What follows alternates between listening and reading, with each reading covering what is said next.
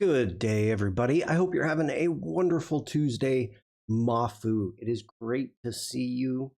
Um, let's go ahead and dive into some introductions. Oliver, hello. So, hello, everybody. My name is Shawn Kozel. I'm a photographer. I am based in Germany. If you're watching this on any platform whatsoever, within the description, you are going to see a Linktree link someplace. Ooh, are you not? There we go. It's going to look something like this. Linktree/Kozel.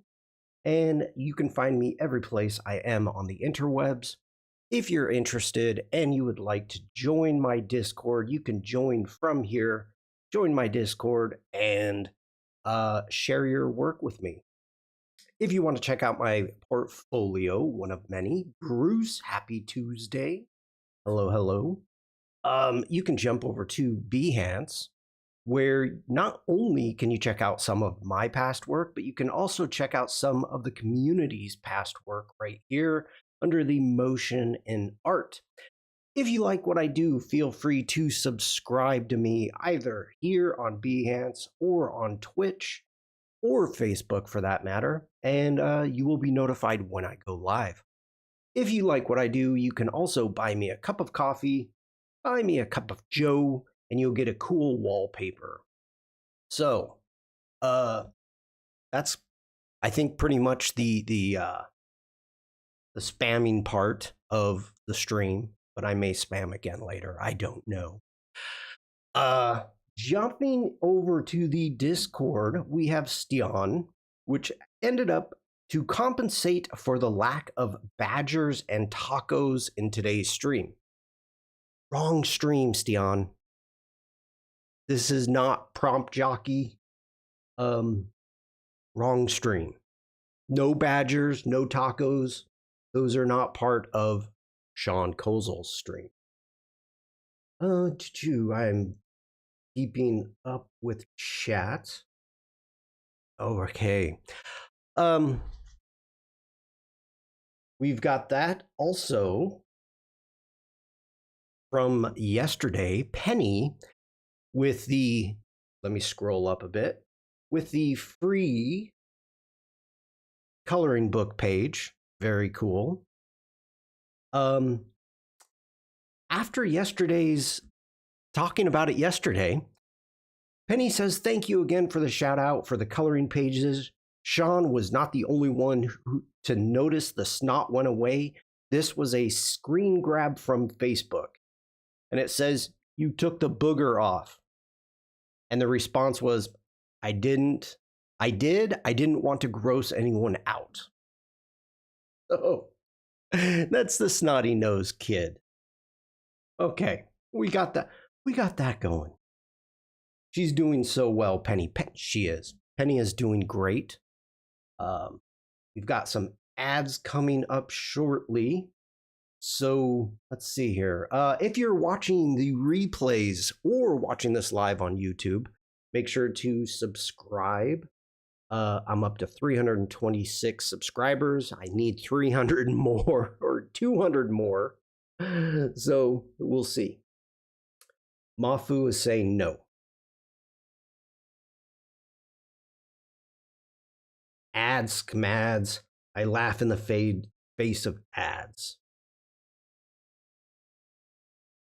Okay, so I guess there's ads going on.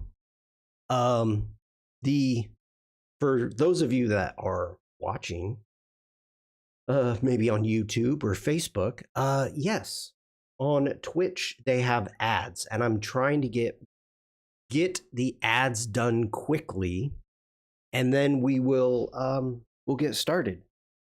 It's a whole thing that I'm trying to learn how it works, how it goes. So it helps the stream, and I appreciate it. Mafu says going to YouTube now. Well, okay.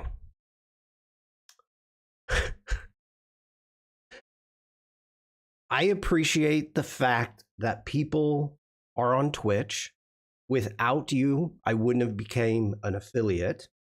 But if you are on Twitch, and I doubt if you can hear this because supposedly ads are going, it helps me. So I appreciate it. And that's kind of the whole point. You know, I've been doing this for years.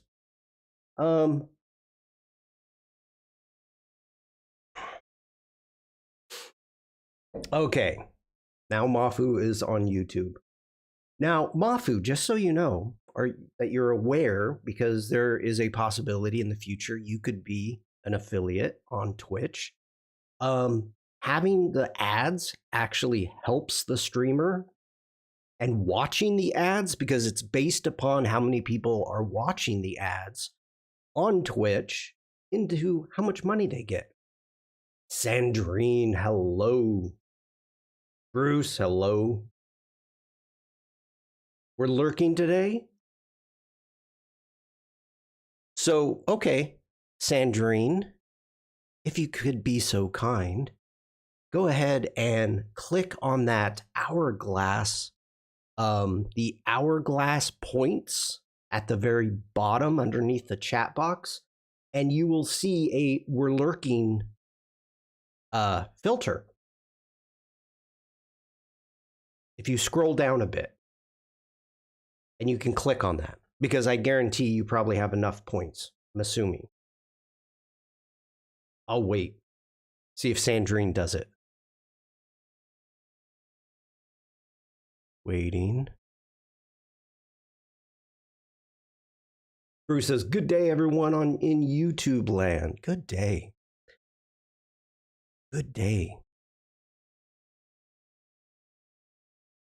Sandrine says, let me check. There is a little bit bigger delay on YouTube. Oh, you're on YouTube. You're not on Twitch. Okay, here's question. This is for you, Sandrine. Let me know if yes, you're on YouTube. If you see this on YouTube, I'm assuming you do. I hope you do. Jackie, good morning. I hope you're having a great day so far. A good early morning, that is. Daryl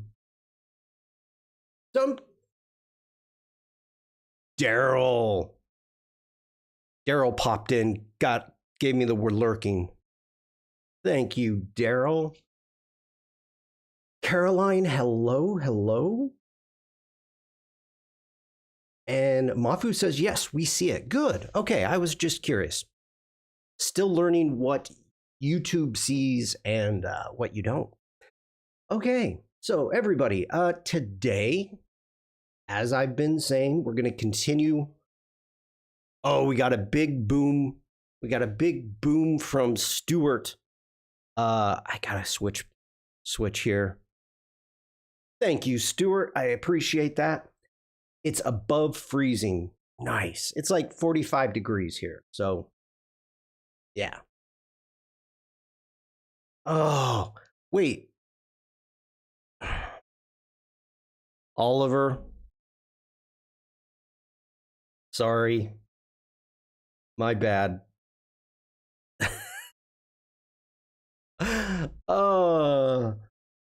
I am yet to discover what Twitch is. And Bruce is saying hello to Sandrine, Caroline, Jackie, Stuart, and Daryl. Stuart's not here. Daryl is. Oliver's here. I screwed that up. Elena, hello. I hope you're all having a good day. Thank you for being here. Oh, can I do the Snikes? Do I have it set up here? I don't. Okay. Oliver. Let's switch back. We got a holy Snikes because I got Oliver's name right. I know, I screwed up. Holy Snikes. I got a name right. All right. So as I've said, this is too much fun. As I said, Being a new year, I'm going to go through some of the apps that we use, the main apps, and still Christmas. This is not. Oh, okay. Good day, Tony. Great to see you. The Holy Snikes, it's was made around Christmas, but it's not for Christmas. It's actually for Bruce. I was actually watching something on YouTube and it didn't tell me you went live. Ooh, Caroline. Oh, oof. Okay, where's my intro? Here we go. Skylark, hello. That's Linda. Skylark is Linda. Oh, I'm really trying to remember who everybody is. Good morning. Let's see here. So yeah, today we're going to be going over Lightroom Classic. I know yesterday I wanted to do some editing, so we jumped into Lightroom Classic and did some editing. And but today is the scheduled event in which we're going to be going over an introduction and answering questions about Lightroom Classic. So that's what we're going to do. Let me get set up here. And okay. I had a notification both on YouTube and my phone. Oh, Caroline, you know what? Hold on, Caroline. Let me do this really quick. Okay, anybody watching this on YouTube, Shawn's voice either had a mic change or coming down with a slight cold. No, I feel good. I haven't been talking much today. I think my volume's the same. Mic's the same. Okay, really quick. Let's jump over to Umacorns. Now, if you're watching this on YouTube, if anything on YouTube, if you hit the subscribe button, by default, I'm trying to remember this. By default, all is going to be checked. So what you want to do is click on personalized. Oh, don't say I'm coming down with a cold. That way you'll get notifications when I go live. So make sure to check that out.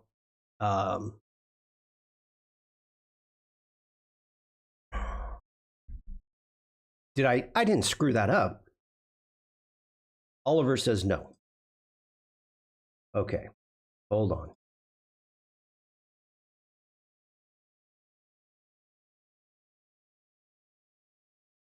Personalized is the default. Okay, wow, did I screw that up? Let's get back. Sorry, Umacorn, nobody saw a thing.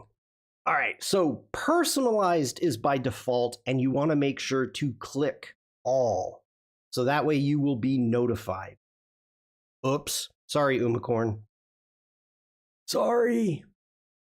Okay. Hopefully that helps with notifications. Just saying. Oliver, thank you so much for the help. Let's jump back over into Lightroom Classic. All right. First off, let me turn off my lower thirds. We do not need those. Let me switch sides, turn off these lower thirds. Okay. Caroline says, okay, got it. Oliver says, otherwise you get personalized notification, which is some wishy-washy algorithm-based nonsense.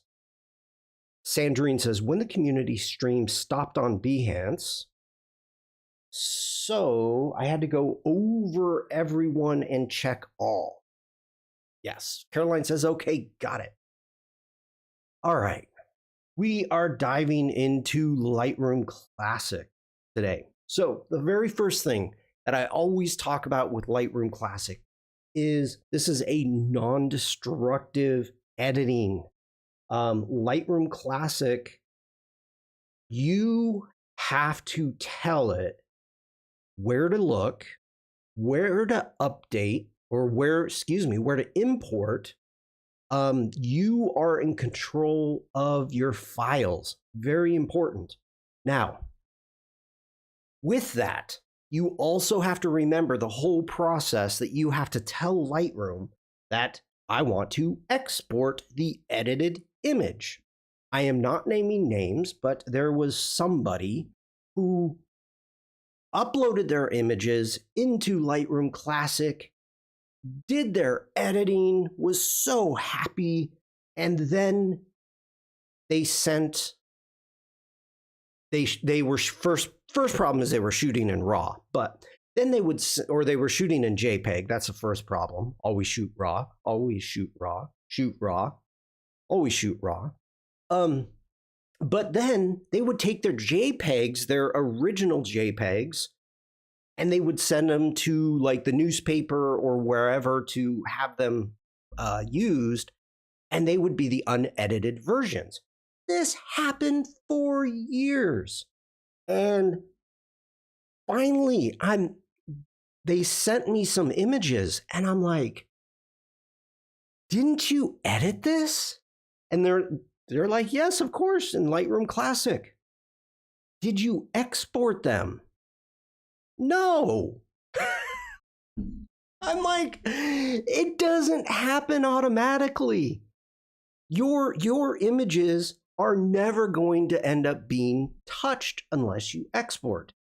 So very first, just so everyone's on the same page, let me pull up something really fast here so I can show you what it is I am talking about. Let's do, yeah. Okay, so yeah, this is fine. We'll do England. All right. So what I am talking about, unless you share the whole catalog, and it ain't happening. No. So 2022 went to England, and as you can see, I have my RAWs.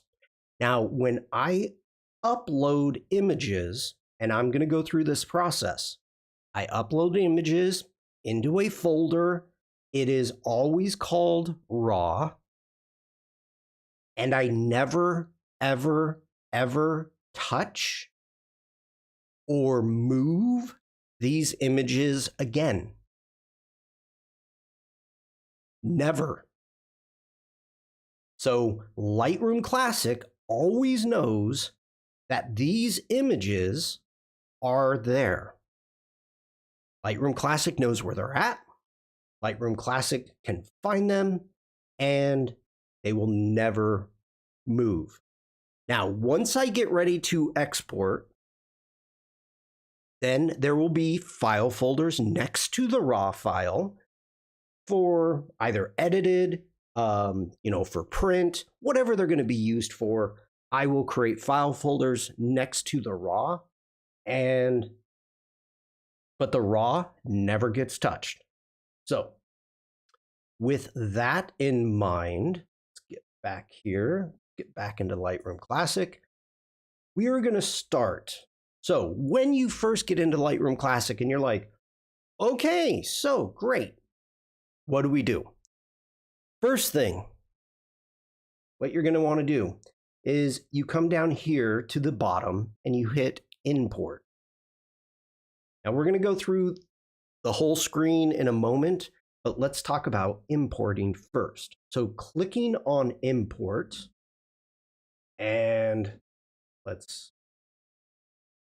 do I want to grab?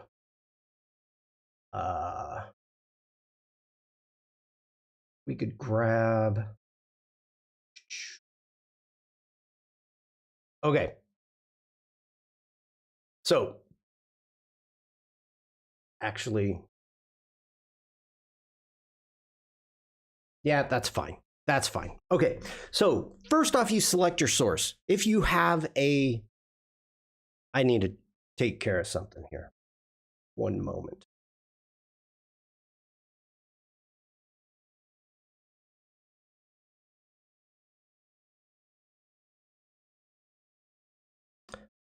too much personal, too much stuff. Here we go. Yeah, this will work. Okay. Let me switch sides. First off, up here at the top, you need to select a source. So whenever you've got your SD card, whatever kind of media that you're photographing, this is from your camera, whatever it is you do, you select your source. Now, once your source is selected, and up here at the top, you have include subfolders if you want to check it. Those were all accidents, Caroline. Yeah, we were in accident. People hit our cars, parked cars. So anyway, moving forward, we can go through and select with the check mark up here if we want to import or if we don't want to import. So you can turn them off and they turn gray. You can click them back on. And let me make this bigger. There we go. Okay, got them bigger. Now, once you get the sources, you have all photos here. So you can check all photos. Then you've got, down here at the bottom, you have all photos, new photos, or destination folders. So usually I have new photos selected because I will shoot on a card and then I will go out and hold on really quick.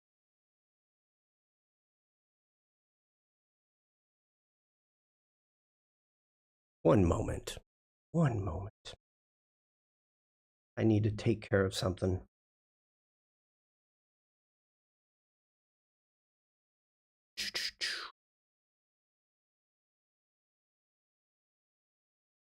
Where is that? Why is that not here? Interesting. Did you delete that, Caroline?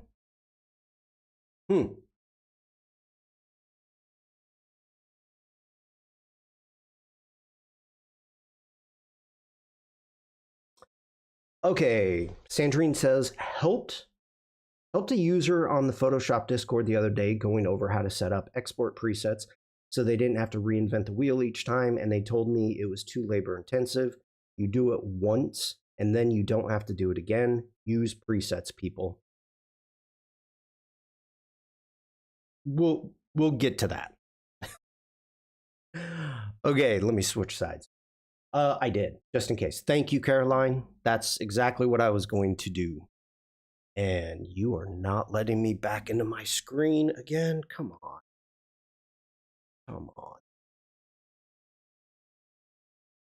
There we go.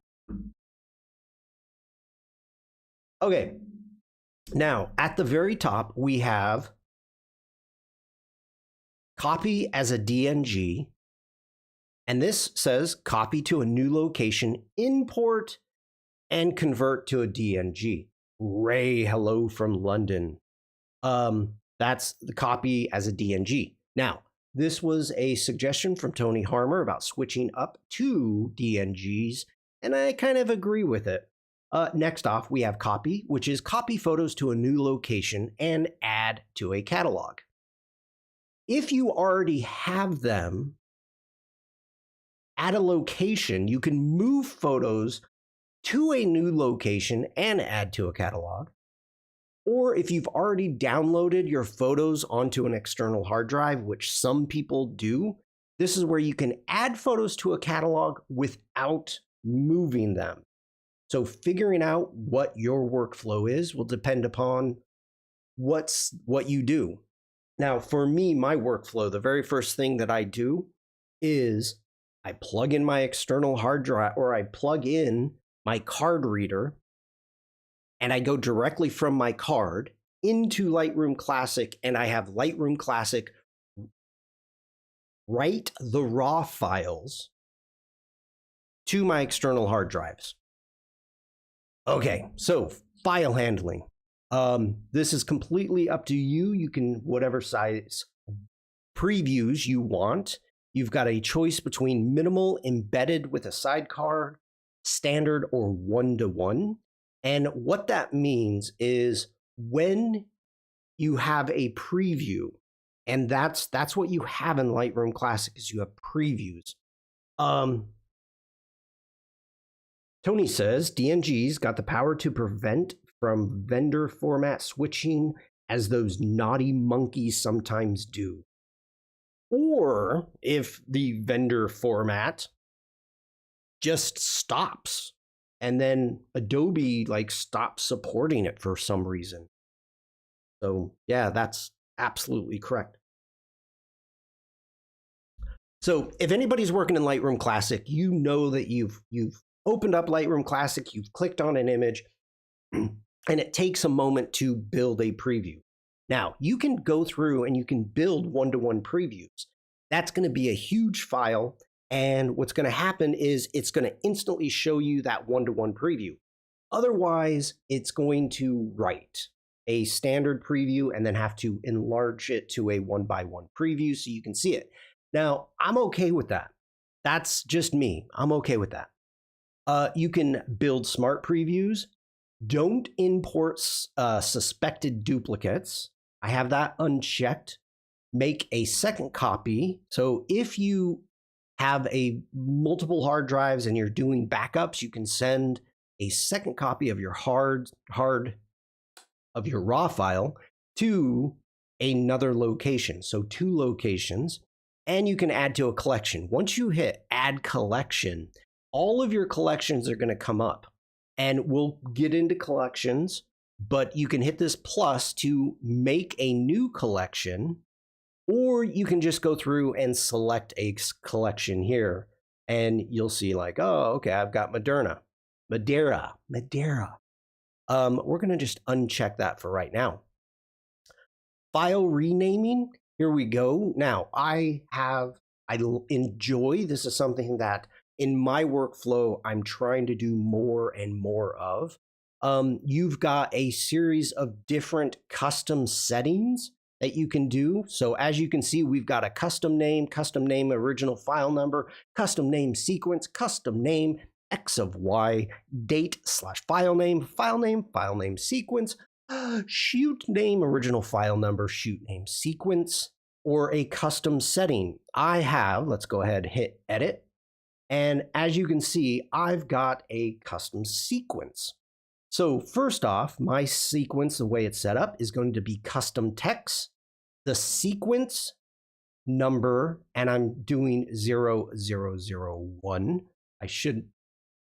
I'm not going to shoot more than 1,000 photos, or I'm not going to import more than 1,000 photos at one sitting. I know that. So that's, or actually that'd be 10,000 photos. Not going to happen. So as you can see, you can change all of this up how you want it done. If you want a file name, your import, your numbering, you can change your dates. And I'm going to go ahead and cancel that. And then it gives you a sample down here. So as you can see, as of right now, I haven't put in a custom text. So if I put in, let's just call this a test underscore live. And now it's saying that the very first image, because I've got the start number as 1, it's going to give me a test underscore live 0001.dng. Perfect. Okay, let's close these down. Can I set this up solo mode? We're going to get into this more often, but I'm turning on solo mode. Okay, apply. No, I don't like solo mode here. Nope, I don't. Turn off solo mode. I like to see what's going on. File name, okay. There we go. So next off, we are apply during import. So first off, develop settings. If we go ahead and draw that down, you have all of your presets available. No, I love solo mode in develop mode. I don't like solo mode here. So you have all of your presets. You've got your user presets. You can add whatever it is that you want. Upon import, you can add your metadata. Let's go into edit metadata. I do not have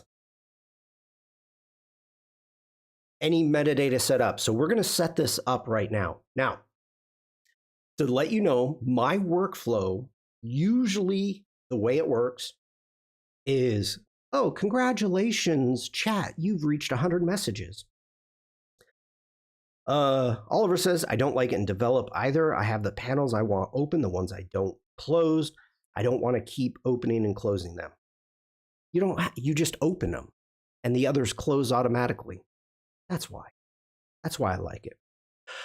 Okay, so my workflow is I work on that Mac when I am uploading. When I'm going through and uploading images and getting them into Lightroom Classic, I'm usually working on that Mac. So that has all my presets, that's got all of my metadata, everything is on that Mac. My new-ish laptop, that is for more of my heavy lifting. So I've already uploaded everything into my catalogs, and we'll get to catalogs in a moment. And what happens from that point on is I take that catalog and I take it to my laptop. So all of the metadata is already put in. And then if I need to do anything,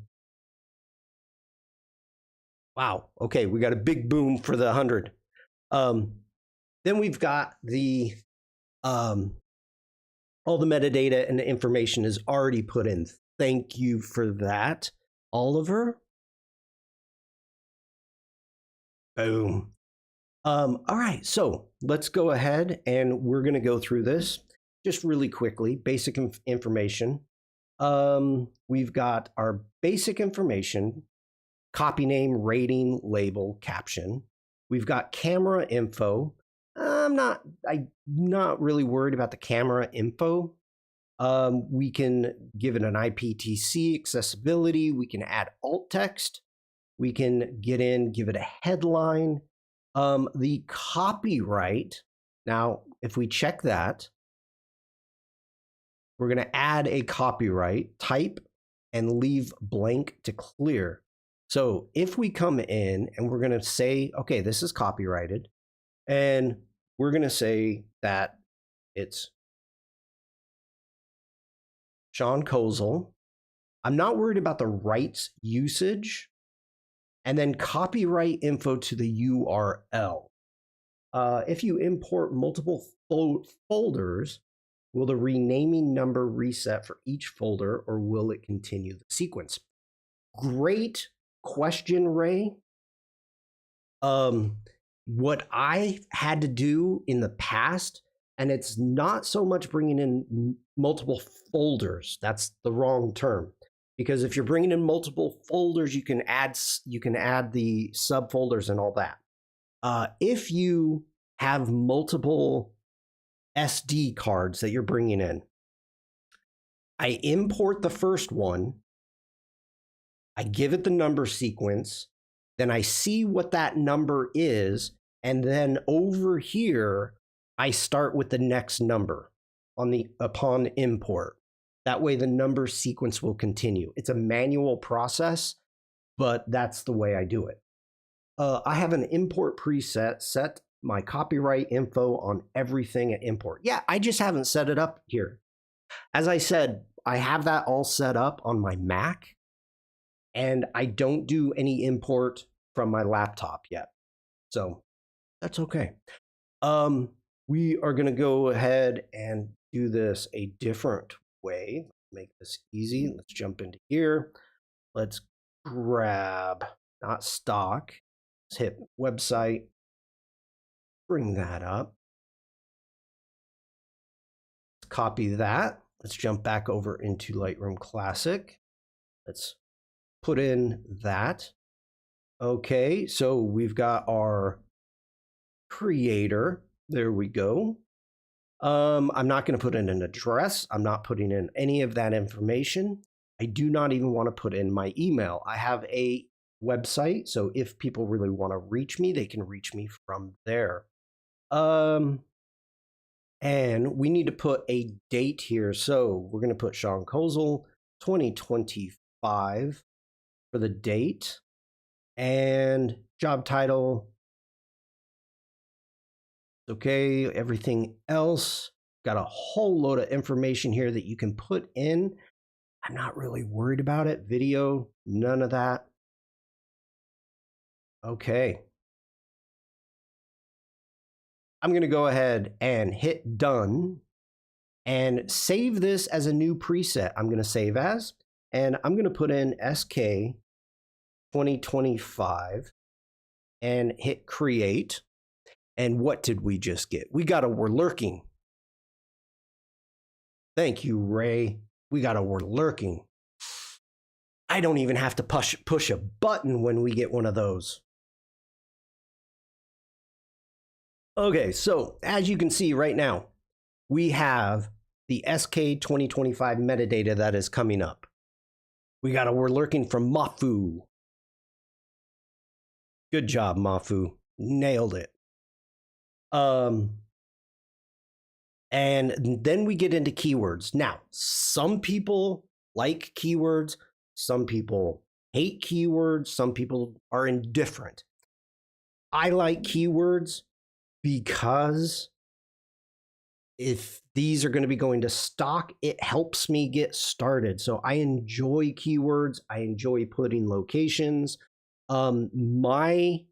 Usually my workflow, because it's mostly travel photography, I put a year, exact locations, and that is new.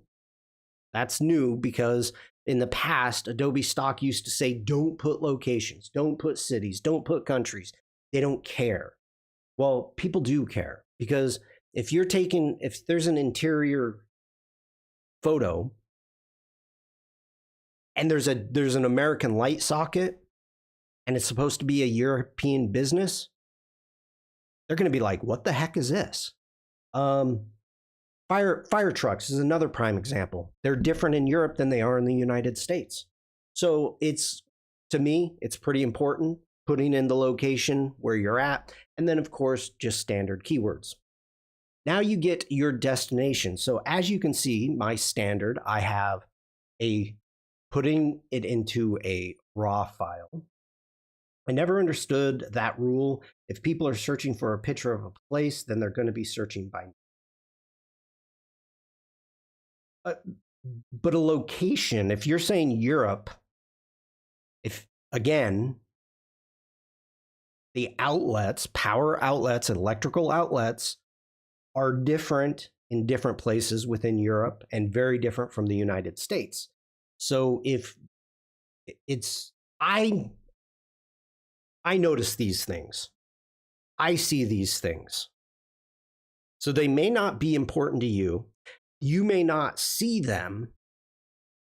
But if it's like, oh, is whatever the outlet is. So you could specifically be looking for a region more so than an actual location or a spot. But again, totally up to your workflow. I'm explaining what mine is, and nothing's wrong with any of them. Okay, so we have subfolders. You can create a subfolder. Now, under destination, what you are looking at, as you can see, we've got our Mac HD, and we've got our external hard drive, our passport for Mac 2. And then you've got all of your files and broken down. I meant Adobe's rule about not including specific places never made sense.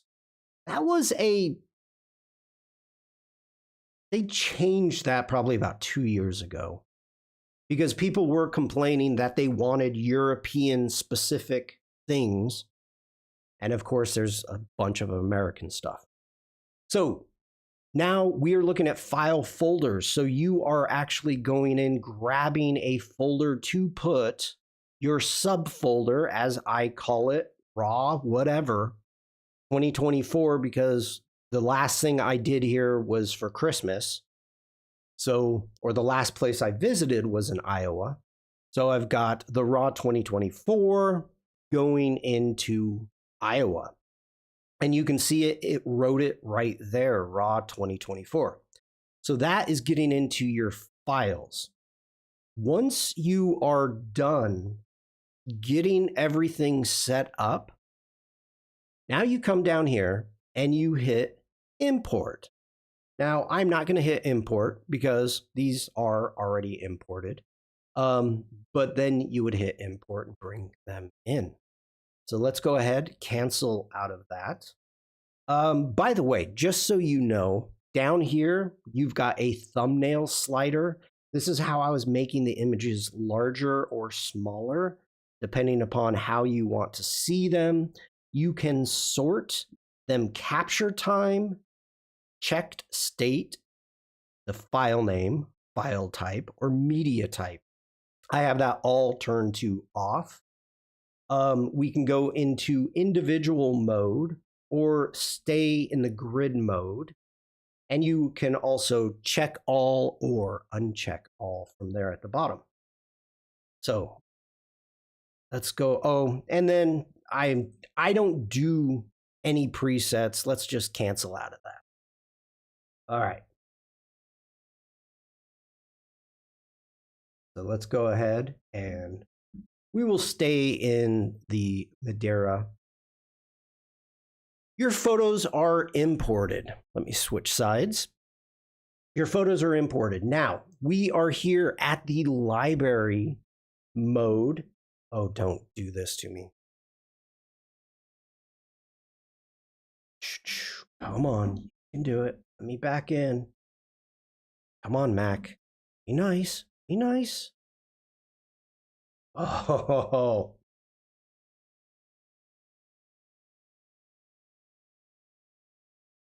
You are not letting me back in here. Come on, buddy. Okay. One moment.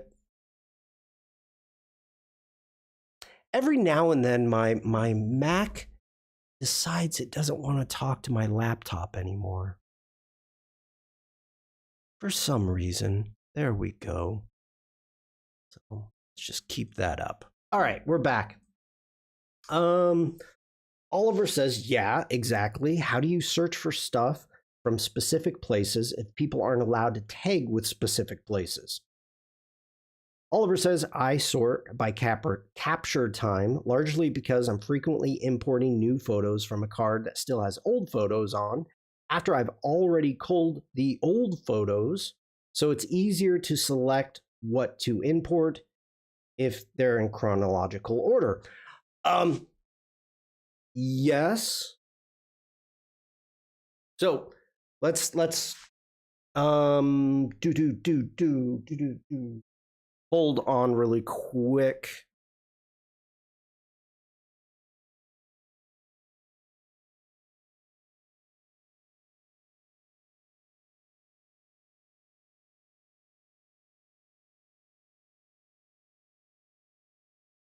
Okay, I'm not going to get everything out. So first off, this is more of a quick photography tip than a Lightroom Classic, but kind of brings up the same thing. My workflow when it comes to cards is I have all of my cards numbered. So as I work through SD cards, whatever type of card you have, I start with card number 1. I go on location, do whatever it is I'm doing. I photograph, I use that card. I come home, I import, and let's say I only have one card to import. I import that into Lightroom Classic.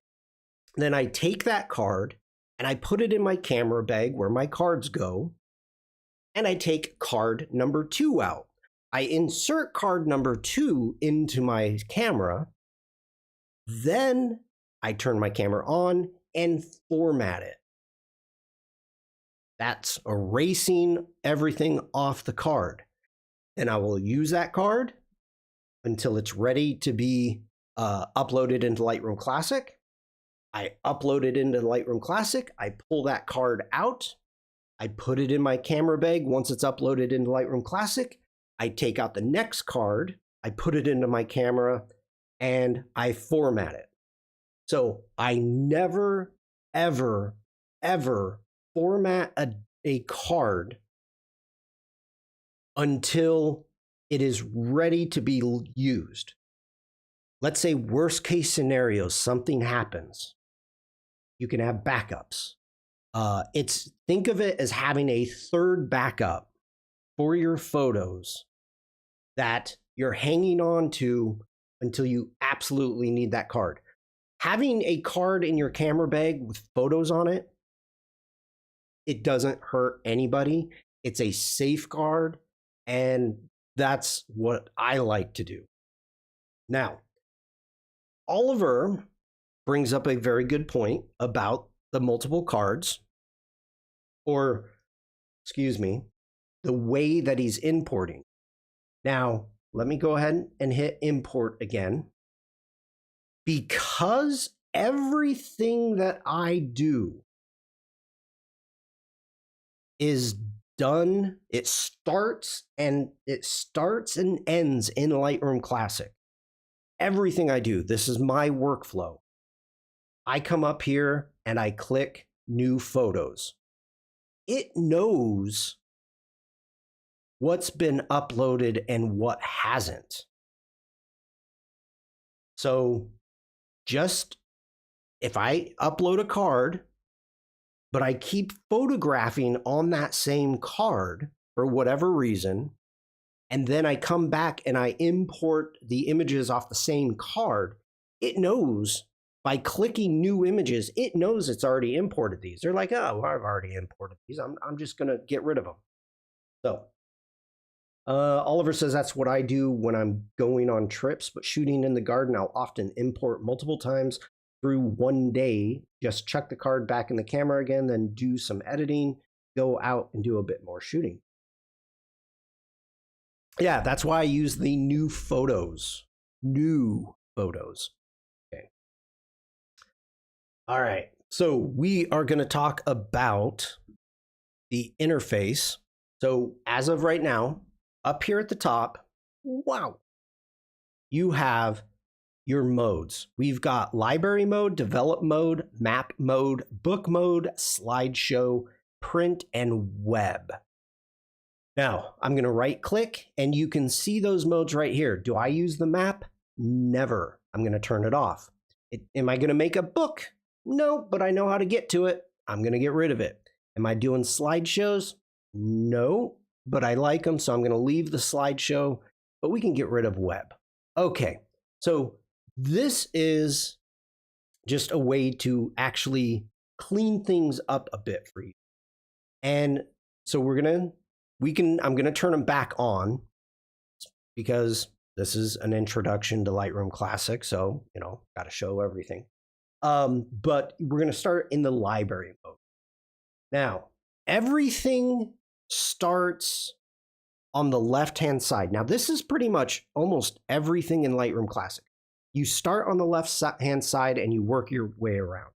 So first off, we've got our navigator, which I absolutely love. And with these little arrows, you can make it smaller, make it larger. Your fits are your zooms. So you can adjust that all the time to fit or fill, fit. Hitting G will get you back to the grid. And then you also have your zoom to 100, zoom to 200. Or of course, you can just click on your image. All right, catalogs. Now, Lightroom Classic up here at the top, they are going to build your own catalog. So if I come up to File, Open Recent, you are going to see some catalogs. Now, I have a live stream catalog. Well, actually, I have old catalogs. I have an old Lightroom catalog. I have a Lightroom 13.1. I have a Lightroom 13-3-2, and the one I'm working in right now is the 13-3. And you can see it with the check mark right there. I have a live stream catalog that I use for your photos when you want to see how I would edit them. So any photos that you send me in the Discord, I do not put them in my catalog. You have your own catalog. And I can click on it right now from File, Open Recent, and it'll shut down Lightroom Classic and reopen with that catalog. All right, so we have, within their catalog, you have all photos. As you can see, I have only 85,000 photos. I have 883 photos synced. Within my quick collection, I have 7. I imported under previous selection 127, and I've got 1 already in the catalog. I'm not worried about any of this stuff. Usually the only thing that I click between here is previously imported or when I want to get to all photos. So if I hit G for grid, and let's actually, okay, so if I click, I've got an image selected. If I select all photos, now as you can see down here, that photo that I had clicked, that is still active because it's highlighted. I can click on the other one so you can see the difference. As if I hold shift, I've selected 3, but the main image that is selected is the one that is still brighter than the other 2. Original Exotic, hello. Thank you for the we're lurking. Now, here's a quick tip also. If you select multiple images and I'm trying to deselect them and you're clicking on the image, well, the image that I'm clicking on becomes the new highlighted or the main image of that group. So if I've got all of these selected and I'm selecting on the image, it's like, wait, hold on. Just come up here to the gray part and click once, and it'll deselect everything, and it'll select that one image. If I hold shift, select a bunch again. If I go Command D to deselect, it deselects everything. I'm only at 71,000 in my library, but that's with a lot of deleting. Yeah, I don't do that. So selecting images, and again, down here behind me, we've got the thumbnails. So I can make them smaller, way smaller. I can make them bigger, things of that nature. But we're back to all images. Under here, under the catalog, you can see we are under all images. So if I scroll up, you are going to, let's get past out of Madura. And we are at the St. Mark's Parade. So those are all images. Now, if I go to previously imported, now I'm into my Iowa Christmas images. So if I'm looking for something specific, we will get into the collections into a second, but let's click on Madura again. So that's kind of how I use the catalog. Now, as for folders, these are actually your hard drive folders. People have different ideas about how to use these. I know some people use these folders to navigate. I miss having one big library. I mostly do individual project files for some reason.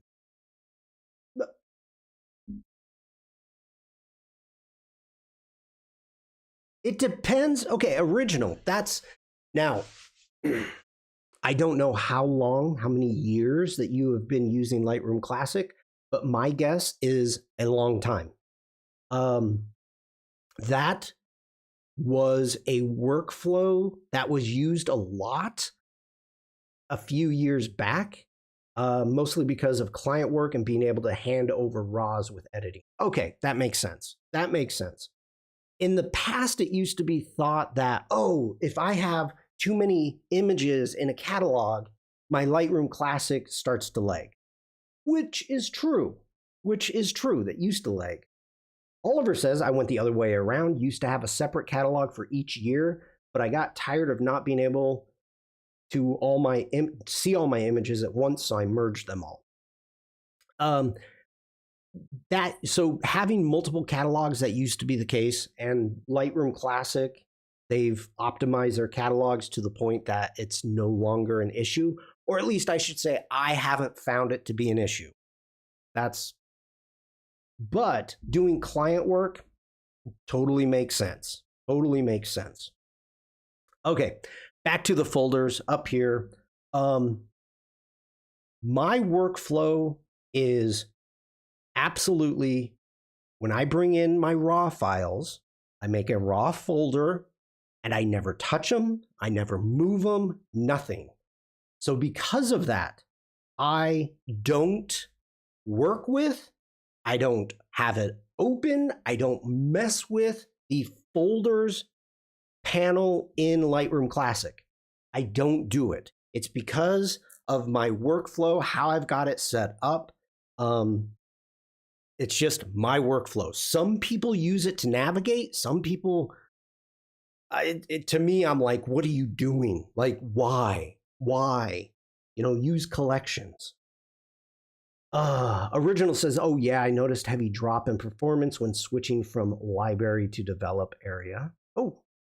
I don't find it an issue anymore either, though I'm not sure if that's because they improved it or just made the whole of Lightroom Classic so slow you don't notice the difference. Jeez. To be perfectly honest, whenever I'm doing any editing whatsoever, I'm working on my M3 laptop, and I'm no longer working on my Mac.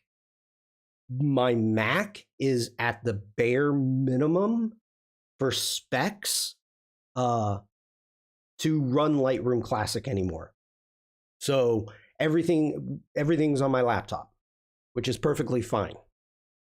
I know. So, okay.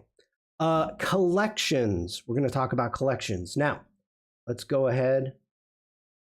Within collections, again, this is totally up to you how you organize everything. I enjoy organization to a point. So as you can see, I've got my Adobe collection. I've got animals from Lightroom. I've got my locations. And then if I open up locations, you will see, let me close that down. I've got Europe. I have USA, Quebec. I've got a travel set up aside. But even if I jump in further, let's see here. I've got France, Germany, Italy, Belgium, Bergen. If I open up Germany, I have all these subfolders. So I got, collections, sub-collections. So I got collections and collections and collections and collections. So this way, depending upon if I'm shooting people, if I'm taking images of whatever animals, I've got a collection that is set up for that. So if we come down, we've got nature, landscapes, lots of landscapes. We've got our people. And then we've got, some other collections that I've created. And this is a fun one. I've stopped doing this and I need to get back. One of the things to do is to create a collection called My Best and a year. Now, within that collection, and let's see, 2016. Oof, what do we get? Hey, Mr. Sleepy, the only Mr. Sleepy. Thank you so much. Thank you for the follow. Greatly appreciated. This is an exercise I learned, and I really don't know. Hi, Penny. A while ago. and I'm glad I opened this one up. This is a good exercise for you to start looking at your images. And the exercise is really simple. Make a collection, call it My Best. And this is only for you. I'm sharing this with you, but in reality, this is just for you. So throughout the year, the most photos that you can have in this collection is 20. That's your top. Now, go through and take your photos. When there you come across something that you really like, you're like, yeah, this is good, bring it in. Then as you build out through the year, and you do this for 1 year and then make another one, but for that year, once you hit 20 and you bring in another photo, you have to delete a photo before you can add it. So it's a manual process, but this helps you to start looking at your images with fresh eyes and to be able to cull a little bit better. It's a good exercise. It's a good exercise. Now, John and Linda Spencer, hello. These things are really useful to know, important and helpful, which we usually only learn by experience. Yes, that is absolutely true. That's absolutely true. I hope I can just call you Mr. Sleepy. I forgot to say hello, so I'm saying hello. Well, hello, welcome in. Great to see you. I love to have new faces in chat. I like the old ones too, but just call me Sleepy or Mr.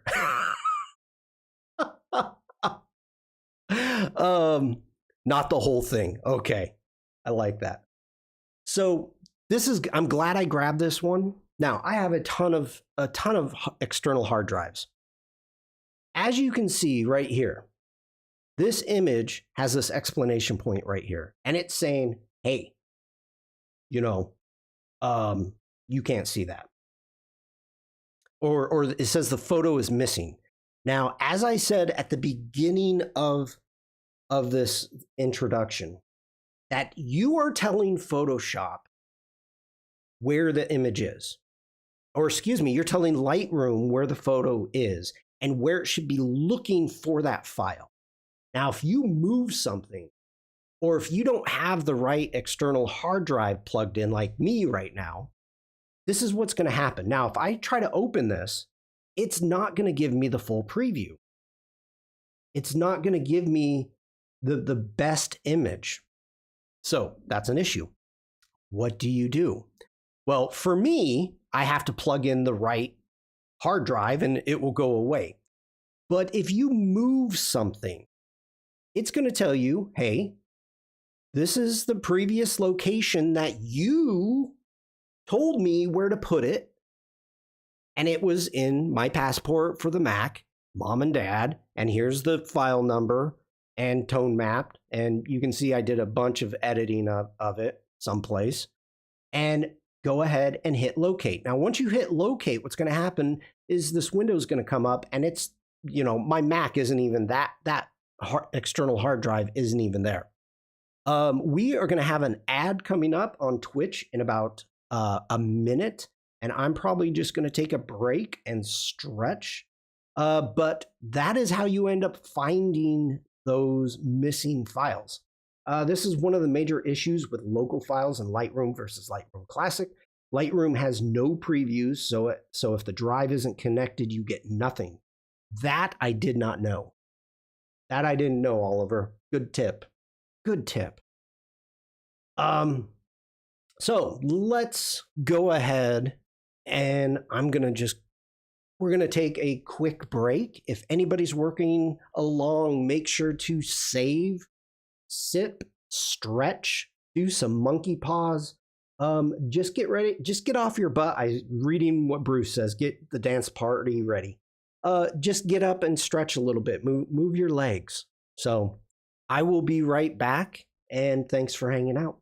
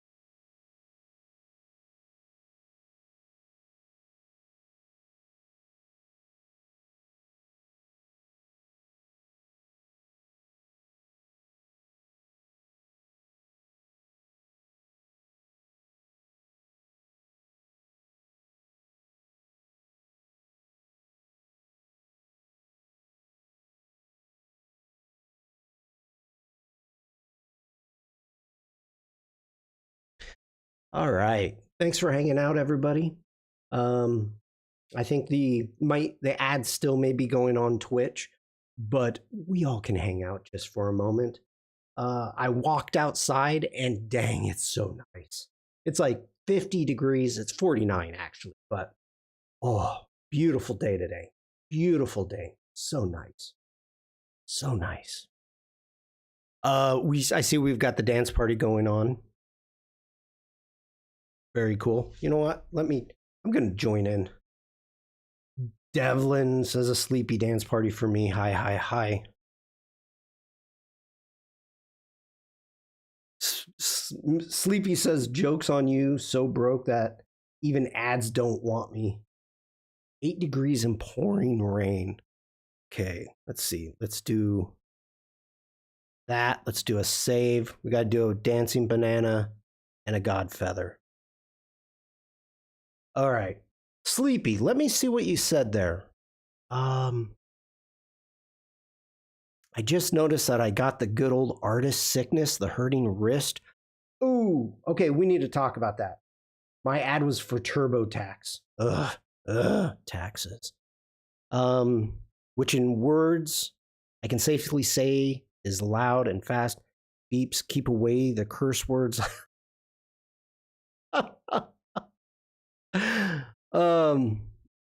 Okay, this is for anybody at all, and this is Anna Davis Courts came up with the monkey paws, and we're gonna go ahead and do this now. All artists, you need to take care of yourself. You need to protect yourself. We've got one person in chat. I haven't seen Stuart, but ended up getting a cyst on the back of his eye from too much screen time. So the very first thing, 20-20-20 rule.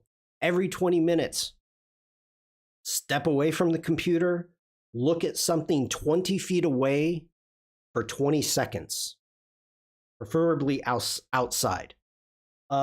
Rotating doesn't work. We're not doing rotating. We're doing monkey paws. So the monkey paws, you go up. Okay, hold on. I got to see if I can do this right so you can see it. Okay, put your hands out. If you put your hands out flat like this, you bring them up 90 degrees. You curl your fingers in and you go ee or ooh ee ooh ooh. Hold that, release. Put your hands down. Curl your fingers up. Ooh ooh. Ah, ooh ah, ooh ah. Thank you, Oliver. Okay, you hold that. Then you put your hands up, bring them up, and this one hurts. Oh yeah. Ooh ah ah. If it hurts too much, don't do it. Don't push yourself. This is supposed to help you, and I do this when I'm flying on long flights. Now put your hands down like that. Curl your fingers. Ooh ah ah. Okay, those are the monkey paws. Hands down, curl, palms up, curl, hands down, curl. Okay. Protect those wrists, people. Protect those wrists. If you don't make the right sound, it won't work. I'm trying to remember the right sounds. Sweet baby Jesus, it doesn't crack so loud now. I hope it doesn't. Penny, come on now. My hands are now weak but worked. I'm telling you, this is Anna and Ryan and all the Adobe people. They swear by it. So we in this community, you will find we will spend more time trying to take care of each other than trying to get work done. Shawn's got clipping disabled, otherwise you know we would. Okay?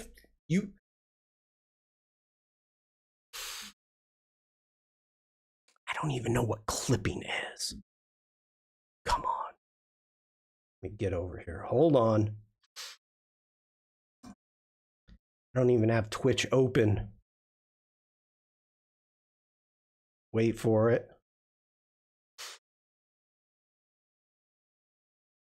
Okay. I believe it's under... Penny says just monkeying around. Yeah, right. Okay. I think I can show this. Okay, we're clip settings, enable clips.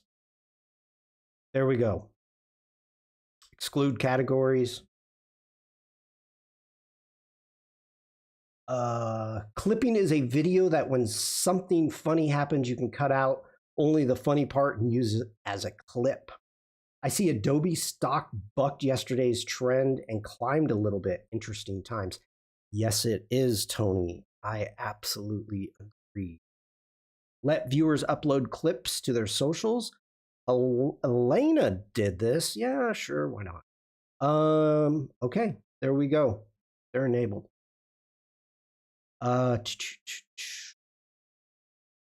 We are gonna do any followers. Okay. Boom. Are you happy? Are you happy now, Oliver? Gee. Do. I like a button. What was that? Like example, I use metal for when something cool or funny happens when I play with my friends. I click a button and the last 2 minutes have been clipped, aka recorded. That's what clipping is. Thank you for that. I've been on Twitch for, I mean, most everybody knows this, but you're new here. Welcome in. A bunch of us here in the chat, this community, we started in on Behance, and I was streaming YouTube, Facebook, Twitch, and on Behance mainly for over a year now. But the major part of the community was on Behance, and that's kind of where we all came from. So now that we're here, there's a clip button. Oh no. But now that Behance has stopped allowing community streams, everybody is over on Twitch or YouTube now. So yeah.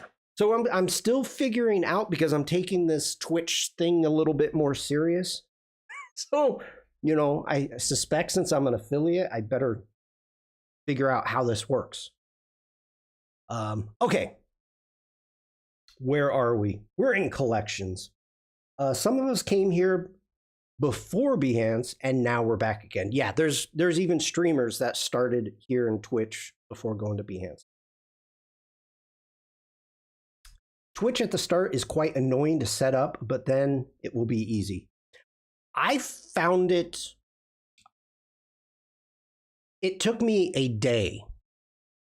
It took me, I started getting close to being an affiliate. I became an affiliate on a Tuesday at the end of my stream. On Thursday, on my next stream, I had emotes, I had the alerts, I had everything set up. So it took me a day to figure out.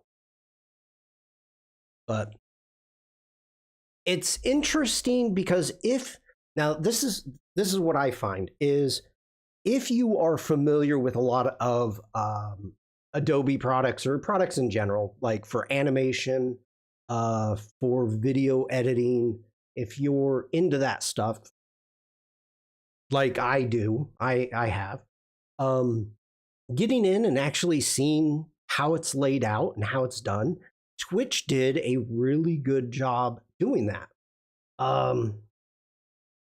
So it was pretty easy to do, you know, so I don't know. Twitch, they give you the tools are easy to figure out, and they give you some good graphics to start with. That's a future project. You know, I've got the We're Lurking. That's my only custom. I've got the We're Lurking, and then wait for it. Then the boom, the big boom, that's my own. I've had since the beginning. So for 4 years now. Holy Shnikes. When did we make that, Bruce? Maybe 2 years ago? I don't know. Something like that. But Twitch has had a long time to make it easy as it is now. It definitely wasn't this easy in the beginning. All right. In my young years, I used to use a Adobe for drawing, but then I found a better alternative. Not Photoshop gladly. If you are an illustrator, and this is to anybody out there, and you have an iPad, you have a tablet, look into Fresco. Fresco is free. You have vector drawing, you have watercolor, you've got Fresco is the way to go. I'm not an illustrator, but check out Fresco. It's free. Fresco is bigger than or larger than Procreate. 3 years? Okay, 3 years. You like Clip Studio? Okay, Procreate as layer cap and no vector brushes yet. Did Kyle go to Procreate?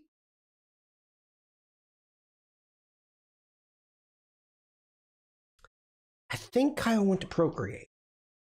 I'm trying to remember. Oliver says yes. Okay. All right. We are going to get back in. And everyone's saying yes, he did. Yes, he did. Yep.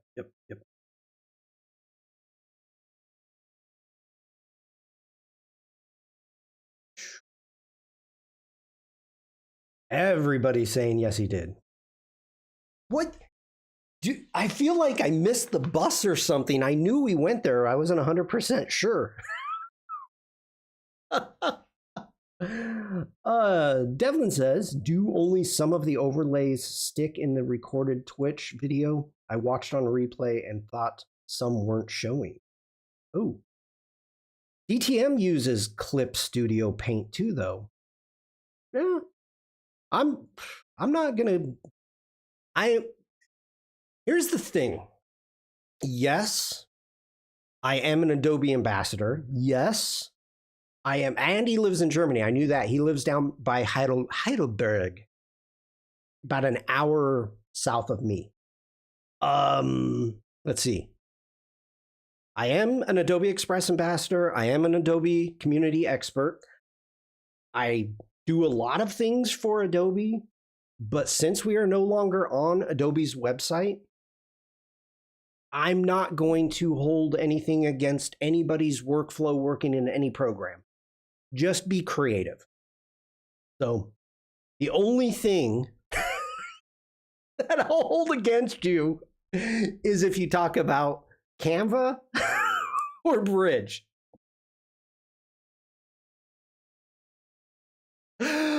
Okay, I'm joking about the Bridge. That's just stirring it up.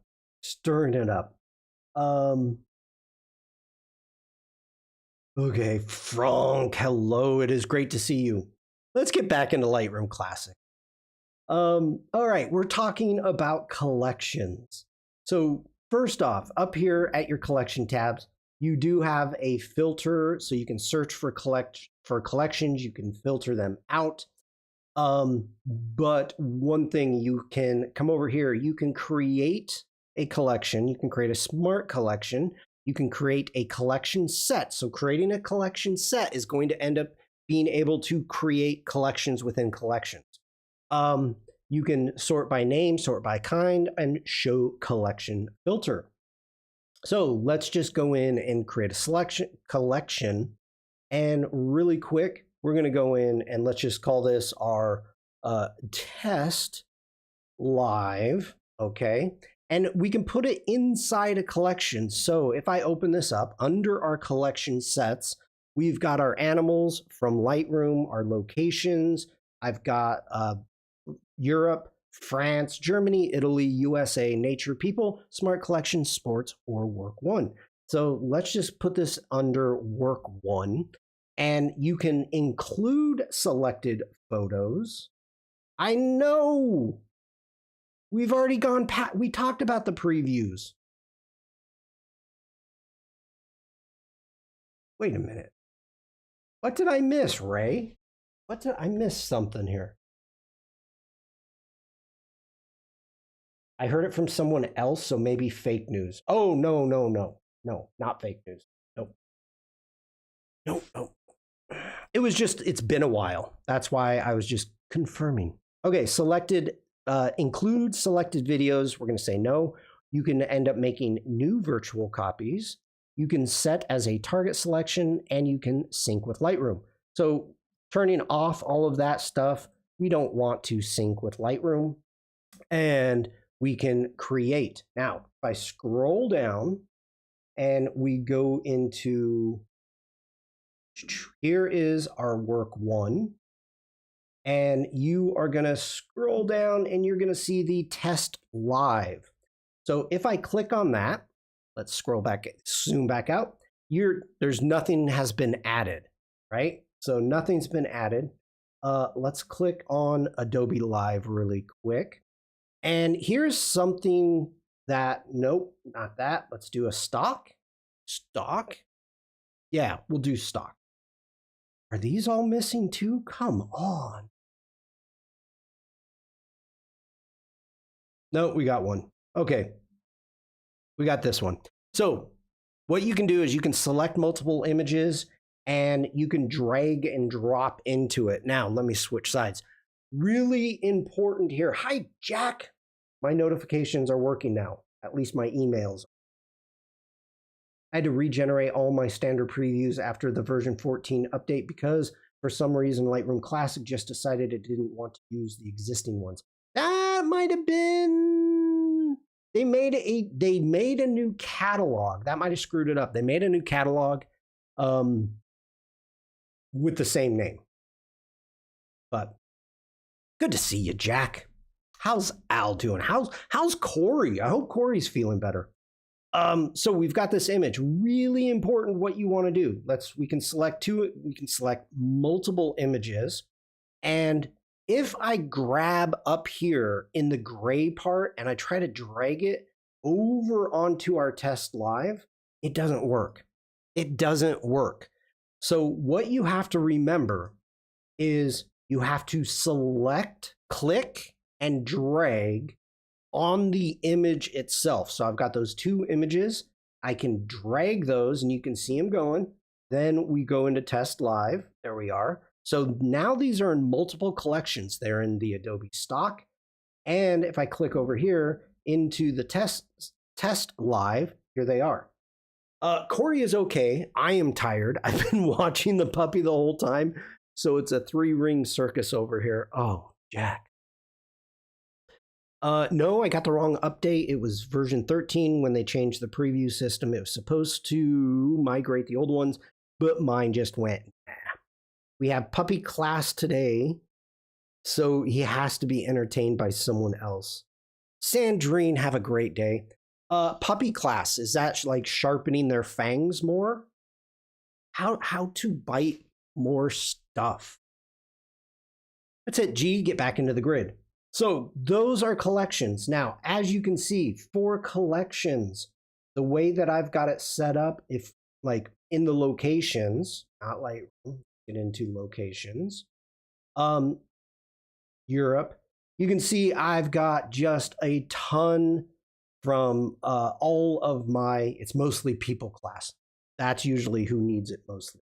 You know, Bergen, we've got Helsinki, Malta. So I've got these set up by either country. Now, I go to Italy a lot. So Italy has its collection set. So if I open up Italy, we've got the Tuscany region, and you can see how many images. We've got 1,100 images within that Tuscany trip. So this is how I use collections. Now, when I'm jumping into editing, I am finding and working on the images through the collections. That's how I do things, and it works for me. It works for me. And also, you have this trying to remember where you went and when makes things a lot better. Have you been to Asia, Japan, Shawn? I have not been to Japan. That is a possibility in the future that I may move there, but that's no as of now. Now, as for South Korea, yeah, that's a possibility too. The As for going to Asia, yes, I don't do geotagging. I don't do geotagging. I do not do maps. I do none of that, Oliver. The reasoning,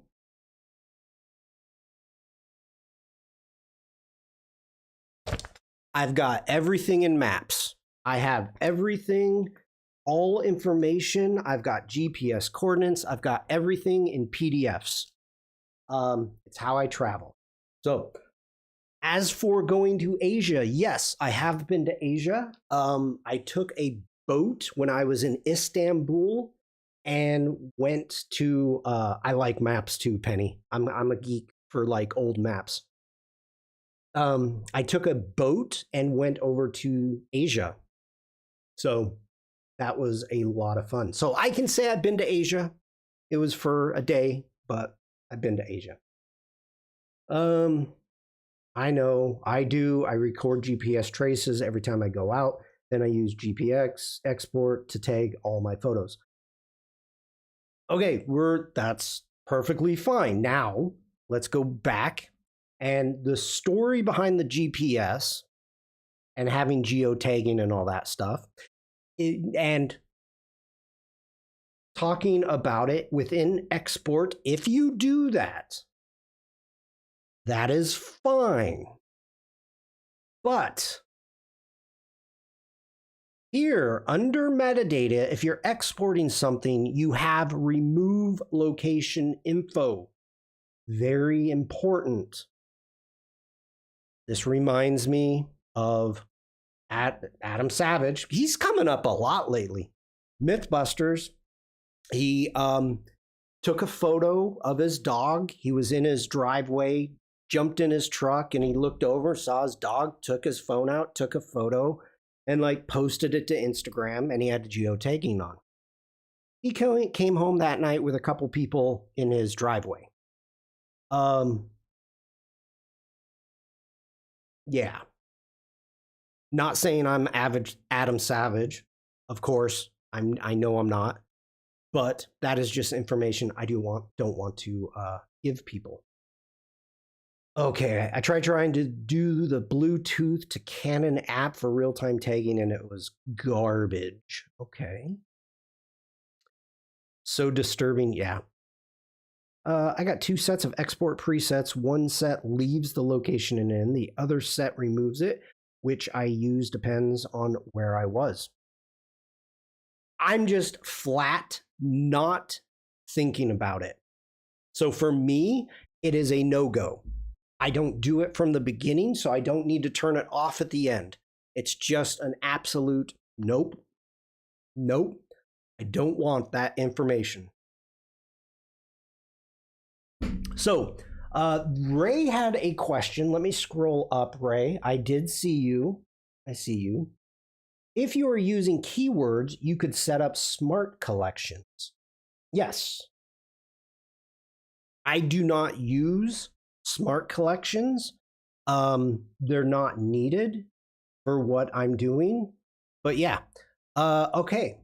So we are going to continue on within the libraries. Over here at the very bottom, we have publish services. You can set up a Flickr account, which I do not have set up, and you can end up sending images to Flickr, and you can import to Adobe Stock. You can also find more services online. So if I click on the Adobe Stock, here are all my images that I have submitted to Adobe Stock. And so I can tell what has been updated, what hasn't. And you can see right here, it says these have been published right there.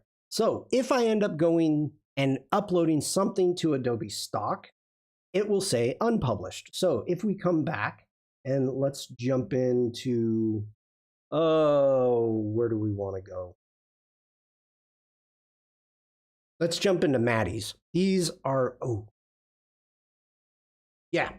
jump into Maddie's. This is a collection that I made for Maddie to illustrate live. And so we got these seals from the Oregon coast.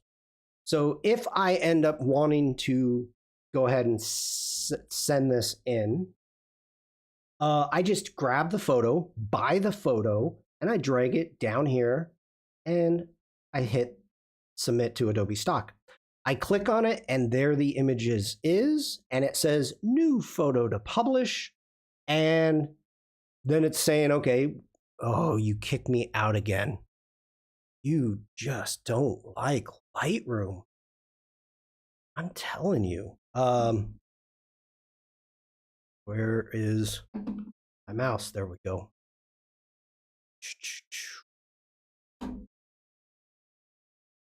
Oh, killing me. There we go. Okay, I'm back. So then from here, I can come up to publish, hit publish, and it will take me to Adobe Stock, and I can get them put up. You know, you can turn off the publishing services you're not using. Yeah, I don't care. You got to remember, I keep a lot of stuff basic here because, or not basic, as default, because I'm showing this to people that this may look exactly like theirs. So I can definitely attest to uploading throwaway images to Adobe Stock. Someone might need them. Zero work, and even if you get $10, that's still $10 for doing nothing really. $10. Penny, what are you uploading? Let's go ahead and delete that.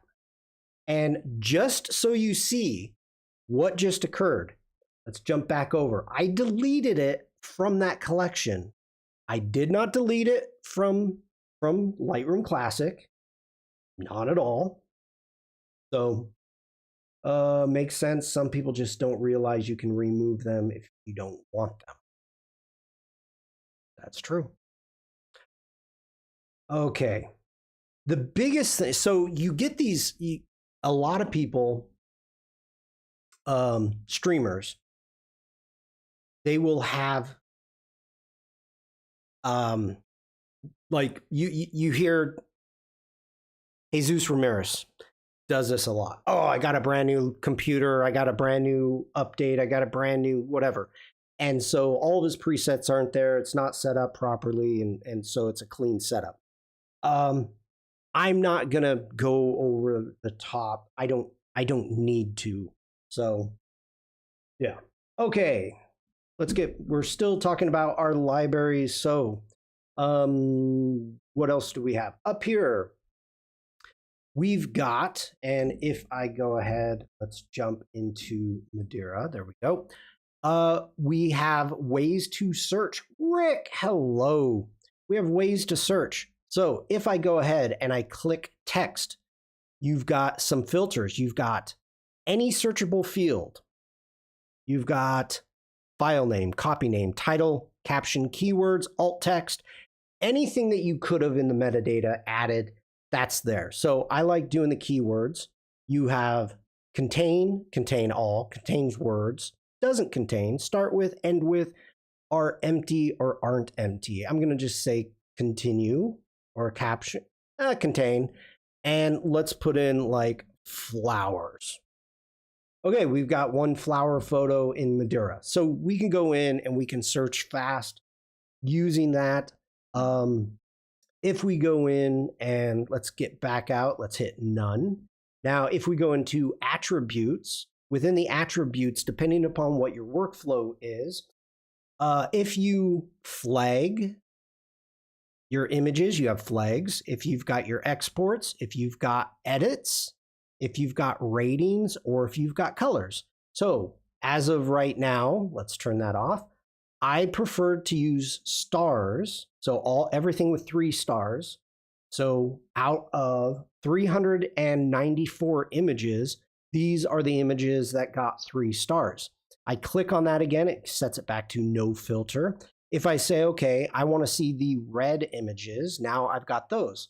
Now, my workflow, the way I do it, I use stars as I'm going through and culling. And then when I'm getting ready to upload to Adobe Stock, I'm using colors. So that's why a lot of these you'll see with 3 stars, also with colors, but also some of these do not have 3 stars, but are colored. So these are ones that I didn't think I was going to edit, whatever, but they are going to stock. So you can actually search that way. We've got metadata. So you've got years. So you can search by dates, cameras, lenses, or labels. If we go into our dates, you can really get in here. You can say, okay, I want to go by month, year, date. You can turn off and on all of these. And so you can change each panel individually. So if you are shooting, hi Uma, if you are shooting with a Nikon and a Sony, you can search that way. If you're shooting with, let's say, 110 meter lens or 110 or a 50 millimeter lens, you can search by lenses. So if you get rid of the ho-ho now, Rick, I'm just going to be lost. By the way, good day. All right, so then we've gone through the metadata, and then, of course, you've got none. So you can click on that and get back to none. Now, we're going to be going around this panel here. Let me switch sides. First off, you have your histogram. I love the histogram. I love looking at the histogram.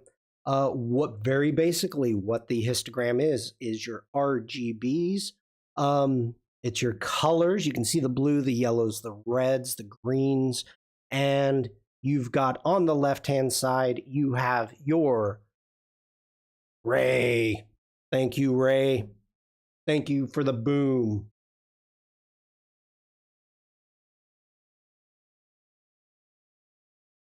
That's Ray's way of saying, Shawn, you're talking too much. Just shut it. Just shut it, Shawn.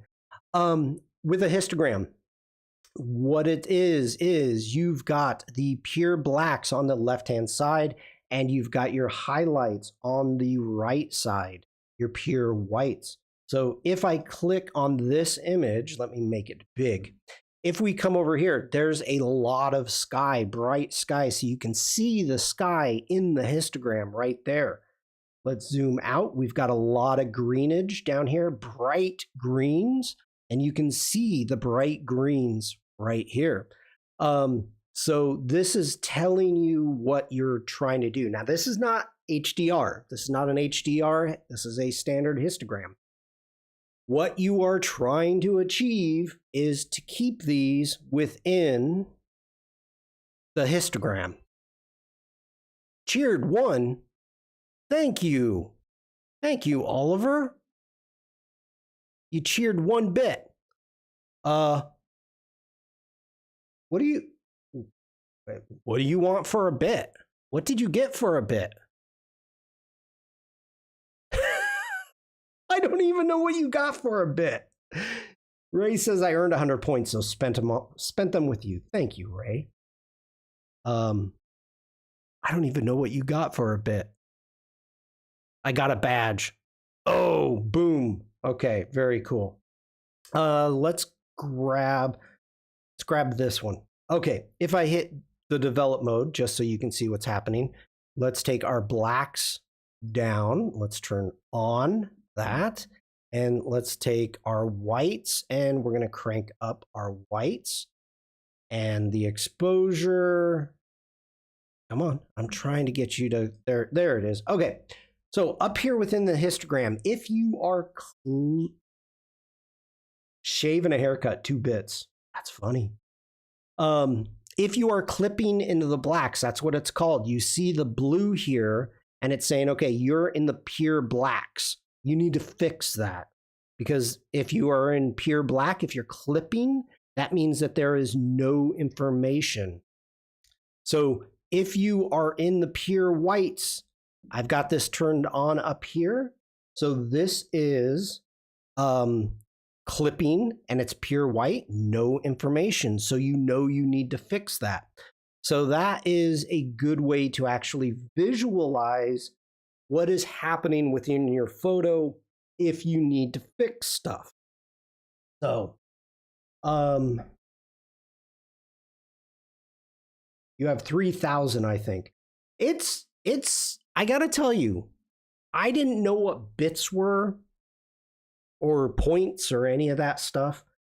So considering the fact that I've only been an affiliate for what? This is my third stream as an affiliate. $3,000 is pretty good.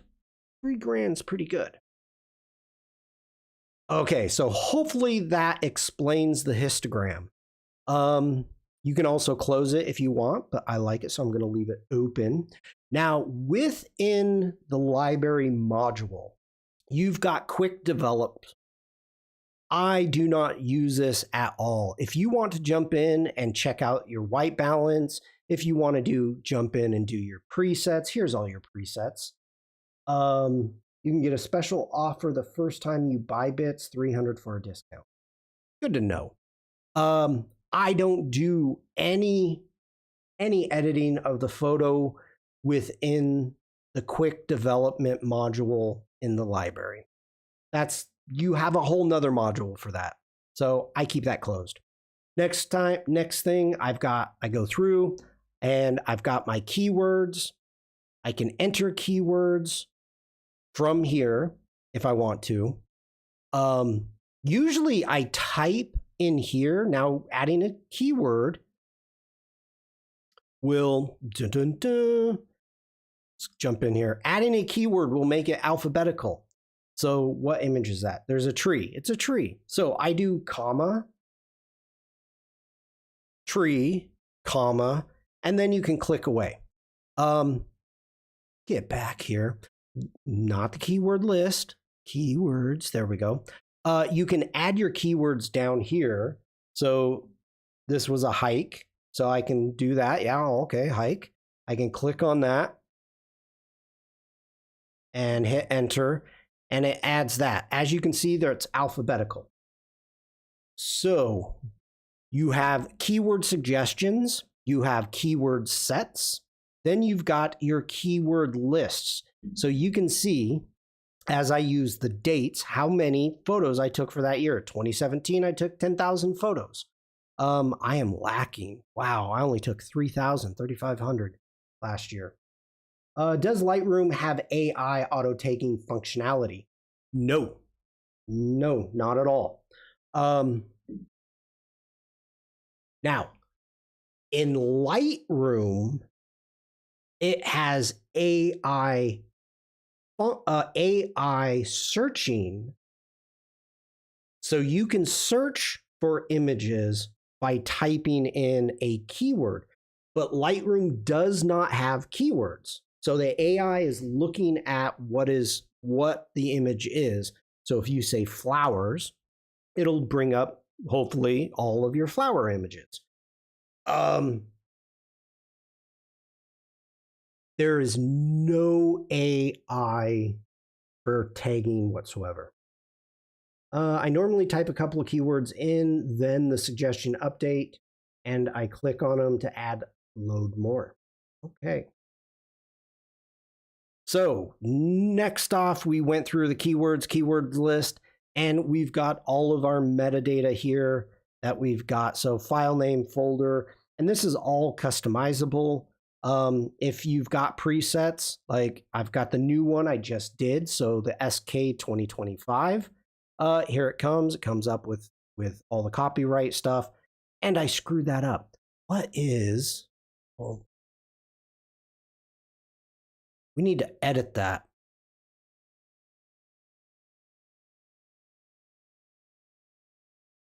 I gotta search something.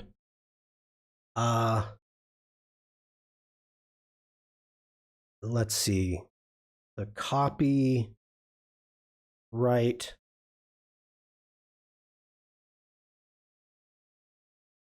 Control Alt C. That's the trademark. Oh, Control Alt C. Okay. Let me get back in here. Ooh, something just came up. Control Alt C. You're not doing it. I'm not in here.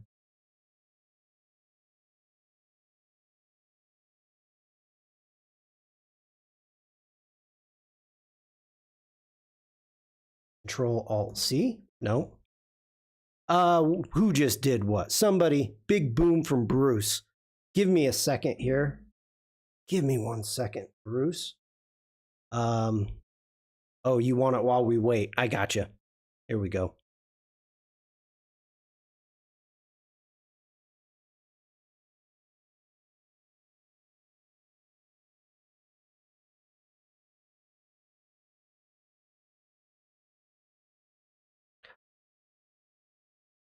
Okay, positioning, place the cursor. Option G. Boom, thank you, Bruce. Saying Option G. Option G. Okay, there we go. Hitting done. Save as. SK25. There we go. Pay no attention to the small Shawn in the corner. Yes. Hey, Stuart. Stuart's here, everybody. Stuart's here now. Good to see you, Stuart. I hope you're having a great day. I called you out earlier, and yeah. So, okay, now if I go in and I do the SK25, you can see right here, we're lurking. Stuart came in with a we're lurking. That's power. You can see now I've got the copyright symbol, which is what I wanted. Okay. Dang. We've got about 45 minutes left. As a reminder, there is no prompt jockey today because there is an Adobe Live starting at that time. It's going to be Project Neo. Option G. Yeah, I don't know why it's G. I don't know why it's G, Ray. Thank you for that. But there's no prompt jockey. So in like less than 3 hours, Adobe Live is going to start. So just so you know, if we go over a little bit, that's fine. If all of you are into this. Really quick, within all the modules, you're going to see, making sure I'm good. You're going to see these little arrows, top, bottom, and the sides. You can close them down. So like down here at the bottom, the timeline, I do not like having the timeline. I don't like it. I don't like it at all. So I don't use it. I always keep that closed. When I'm in this mode here, if I'm streaming, usually I'll shut it down because you don't care about my collections. So you don't care about them. So most of the time I'll have this closed down. Now, if I close it, if I scroll over to it, it will pop out and I click, it'll pop out. There it is. And you can save it and all that great stuff. So depending upon how you like it, like if I jump into the develop module, I'm not using presets. Now, I love the navigator up here, but since I'm not using presets, a lot of the time I'll have it closed. But okay, let's get into the develop module. So hitting G, this is our grid view. And you can see down here, let me move. Down here at the very bottom, you've got your grid. You've got your single view. You have your compare. You've got a survey. And then you can actually search for faces. Not search for faces, name faces, which is, that's just, I don't know. Then you've got the spray can. So if I go ahead and you locked me out again, why do you keep locking me out? Come on, you can do it.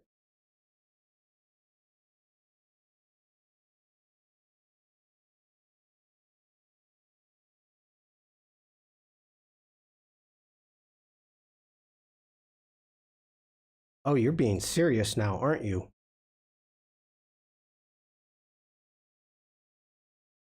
You're really not giving me... Come on.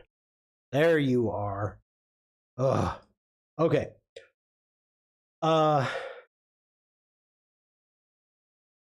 No. So here, I'll show you what's happening. Put this here. So what's happening to me, you can see right here how I've got my setup done. So I'm streaming from this Mac, and then here are my my MacBook Pro, and then here is my screen. So I'm using the go-between this Mac over here, and my laptop is way over there. So what keeps happening is it doesn't like its universal control dropping out. Caroline switched to Twitch. Welcome in, Caroline.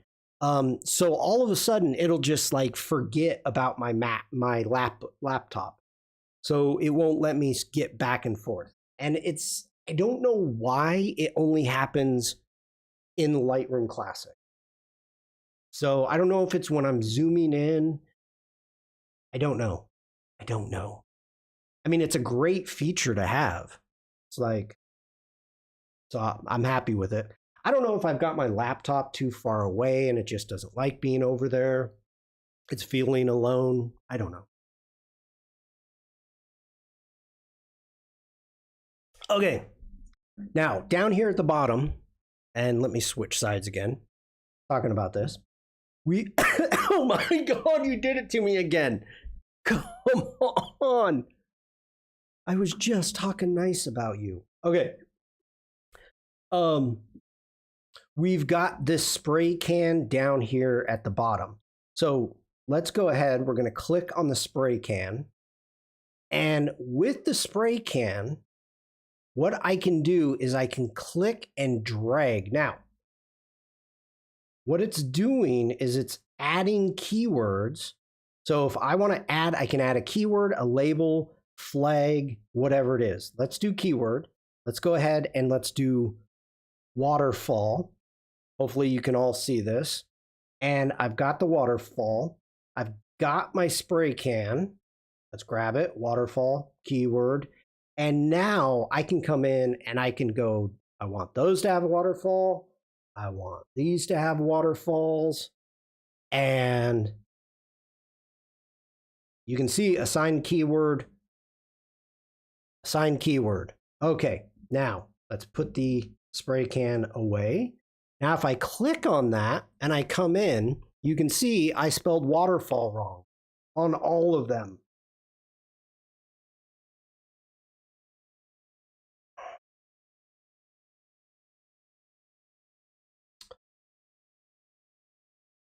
Okay.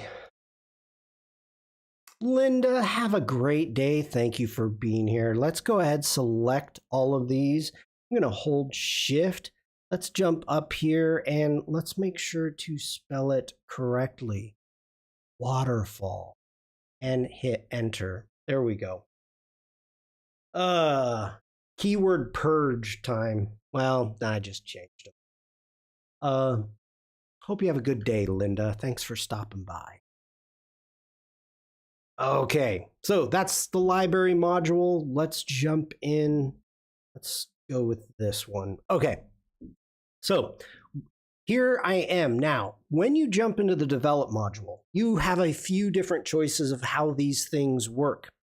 If I select, let's select, like, I don't know, these images here. I'm going to select those images. If I go into the develop module now, those are the only ones I'm going to be able to work on. So if I scroll through those images, and it'll get back to that tunnel, and boom, I'm back to the tunnel. Those are the only ones that I can work on right now. You correct it from the keyword list. No, I corrected it from the keyword panel. Maybe I need to move from Bridge to Lightroom to keyword images. Currently at work, I'm using Bridge. Okay, so let's deselect those. Now I have all 394 images available. Oh,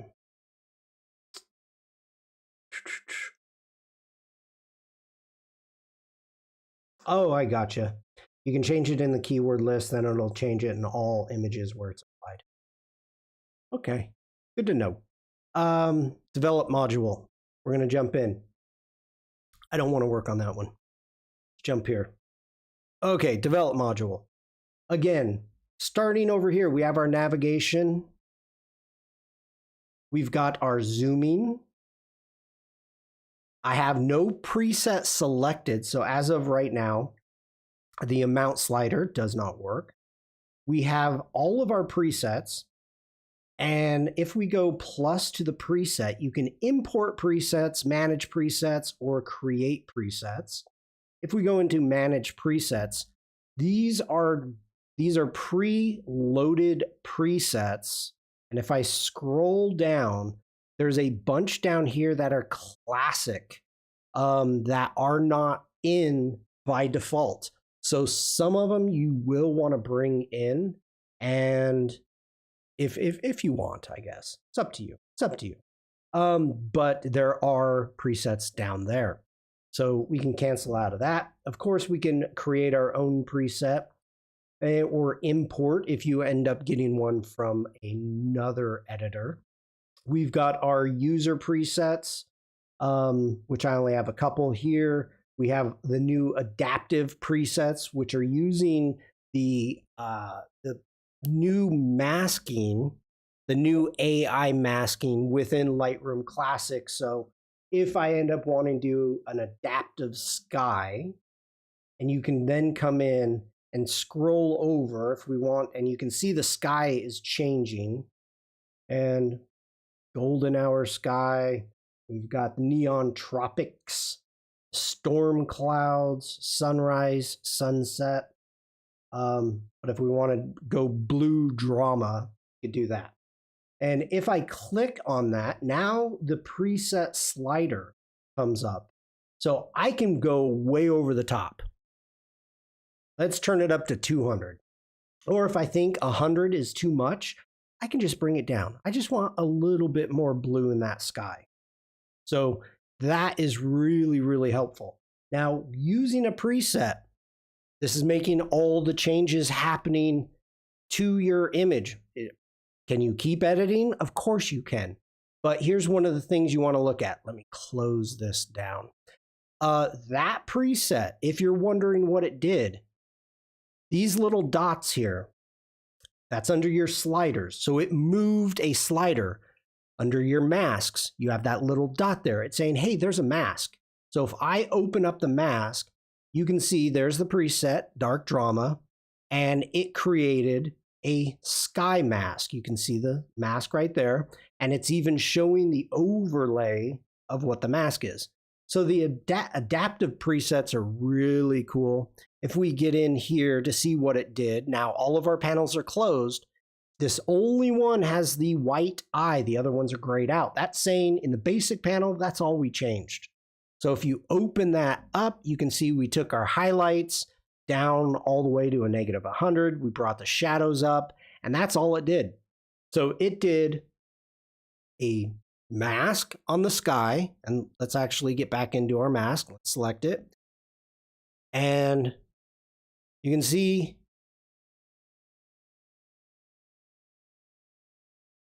Elena, hello. What it did, it brought down the highlights, it brought down the blacks. What else did it do? I'm not seeing anything. Oh, down here at the very bottom, let me switch sides. It added some clarity and a lot of dehaze. So once you get into the presets, you can continue working, taking a look at it. They're pretty cool. Okay, we've got 3 minutes till ad break. Then I'm going to pop up and stretch, but let's continue on. So those are all of your presets that you've got going on. You have a history panel. You can jump in here to your history. We've got all of our collections if you're looking for your collections still. And there you go. Let's see, our history. We've got the preset amount. So imported, and it even says here I imported on December 2nd at 1:40 p.m. Highlights were done. We've got the shadows were changed. Then the preset dark drama. And then I messed with the preset amount, turning it up to 200, and then taking it down to a negative or to a 64. So there's your history panel. So you can actually go through and see everything done to it. Collections, we went through our collections. Now, let's talk about everything else really quick. So we've got our lens corrections. I've got this set up as a preset. So preset. So whenever it is that I import anything, this is enabled automatically. So it's giving me a lens profile and a lens correction and removing any chromatic aberration. So that is done automatically for me every single import. And so it's saying, okay, you took this with your 1855 Nikon lens, Nikkor lens. Yep, okay, I'm happy with that. And it gives me the profile. So that is pretty important. If I turn it off and on, you can really kind of see the difference happening. It's just flattening that image out, getting rid of the distortion. Transform, if we want to go through and we can hit the auto button, and what it's doing is it's looking and saying, okay, what needs to be straight? You have a guided, level, vertical, full, and then you have sliders. Now, let's go ahead and turn that off. Having these little lines up here, this is what I like. So if I grab this and I'm like, okay, I know I want this window to be straight to that window, and I can see it through the loop view. Now I want to make this door jamb straight. So lining up with the crosshairs, bringing that down to right there. Now it's straightened everything out. Now remember, you can do like up to 4 lines. So I put that back. Now if I do a before and after, you can see it just helps flatten that out. Okay, ads are starting. I will be right back.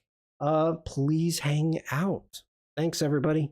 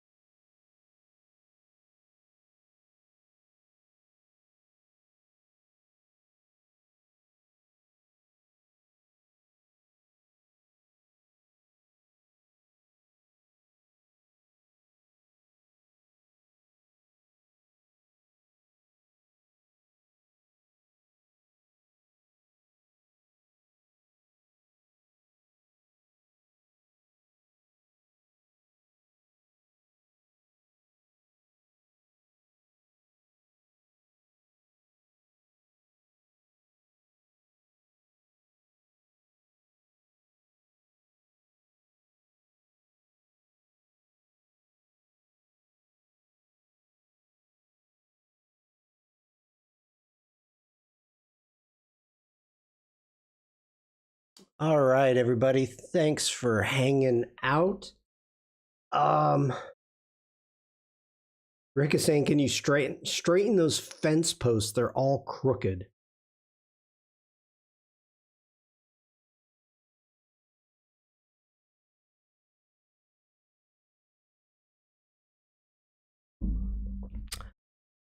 No. No. Okay. We're moving on. Okay, so going into the basic panel. Before I go too far, let's go ahead, right click. Now, first off, as you see, I do have the solo mode checked. Here, as I go through and I click one, it automatically closes whatever it is I had open and it opens the next one. So this is what solo panel is, and I love it in the develop module. The other option is if we go into customize develop panel, you can move each of these panels and turn them off and on. So if they look a little bit different, is because I have a slightly different workflow than what Adobe has. So I have moved these around. You know, lens correction. Now I have these shown. Caroline, have a great day. Caroline will be doing Premiere soon. I have all of these turned on. So because I'm streaming, do I use them all? No. Like I almost never use calibration. But within my workflow, I know the lens correction. It's done automatically. That's the first thing that needs to be done. Transform, then that's the next thing that I like to do to make sure things are straight. Then I jump into basic, the tonal curve, color mixer, color grading, the lens blur, if needed, the effects, which is adding a vignette, the calibration, which I don't really use, and detail is the sharpening, which I always do last. Now, here is the thing. Let's go ahead, hit G for default. Let's hit I. Okay. If we look at this image, this was shot in ISO 320 in a very dark cave. There is a lot of noise going on. So if I was going to be doing this first, if I'm going to work on this image first, taking it into the develop module, and I want to denoise it, the denoise is under the detail, and you can see it right here. We've got the noise reduction denoise. So I can go ahead and do that first. So when I'm working on an image, obviously that's one of the first things that I'm looking at and figuring out if I need to denoise it. If I do, that's going to be the very first thing that I do. And let's let that work. So I'm starting with the denoise. That's usually what I do first if it needs it. And then I start again from the top. So the denoise has kind of flipped my workflow a little bit, but I know sharpening at the end is still going to be the last thing I do. And so I leave it there. Okay. Much better. Much better. Okay, I like it. Let's get back in. So back into the customization. So with the check marks here, you can go through and use the check marks to turn them on and off. And then you've got the hamburger menu in which you can sit here and move them around. And then it will become active on the next time that you close and reopen. So we're going to go ahead and cancel out of that. Bat cave. Yeah, lots of caves in Madeira. Okay, we're just going to go through here really quick. First off, there is an auto button, and you can click it, see if you like it, and let Lightroom Classic take a shot at it. We've got black and white and HDR. Now, getting into HDR, you can see up here what we've got going on now. My laptop is an full HDR. This is not. So you can see what we've got going on. If I keep dragging over this histogram, yeah, it's just, we're in the red. We're going to go Command Z, and just turn off HDR altogether. You can export HDR and JPEG versions of the image. So if I turned on HDR, we've got the preview for standard resolution. So you can actually turn that on and you will have the idea of what it looks like in standard resolution on screen and what it's going to look like in HDR. That can be a whole stream in its own. Let's just turn that off. If we want to go black and white, you can jump into black and white and check that out. Then we have our color profiles. Now, these are camera profiles that Adobe has, and they're like, okay, so you shot this with a Nikon. So these are the profiles that I have in my camera. The color, landscape, portrait, standard, vivid. I always shoot standard just for the heck of it. And then we can jump into these aren't presets, they're profiles. So if I go through and I want to check out some of these artistic, or we've got the black and whites, they're not going to move the sliders around. So you can go in and open up modern. You can come in here and just preview some of these and see if, this is where I want to start at. So we can close that down. Also, there is a amount slider, so you can adjust the amount slider right there. Let's close that down. This is actually pretty fun to do just when you are trying to get your head around stuff. Okay, first off, you have the eyedropper. I talked about the eyedropper before, trying to figure out your white balance, and you get the preview up here in the navigator, so you can check that out. And so you click, and it really added a lot of blue for the white balance. Within it, under our tone panel, we have exposure, contrast, highlight, shadows, whites, and blacks. And then in the presence, we've got the texture, clarity, dehaze, vibrance, and saturation. So you can always adjust those. And anytime you do something and you go too far, you can double click on it and it'll set it back to 0. Also, you can always reset the image all the way back to 0 by hitting reset. All right, tonal curve. Now, your tonal curve, you're looking at it kind of the same thing as the histogram. Let me grab a different image. Let's grab this image, hitting D for default. Now, you can see our histogram up here from pure blacks to pure whites. Is kind of happening the same thing here, just scrunched down in a more of a square. So what we've got in the midtones, and let me zoom out so you can see. So we've got the midtones right there, and we can double click. We've got our pure whites, so I'm dragging down the pure whites, or I can drag them over saying, at this point, I want everything to be pure white. Let's get rid of that. Let's double click. Same thing with the blacks. I can, whoa, I didn't want to do that. Let's grab our blacks. We can drag it over, make it darker, or make our blacks lighter. So we can say, I want this point to be our darkest black.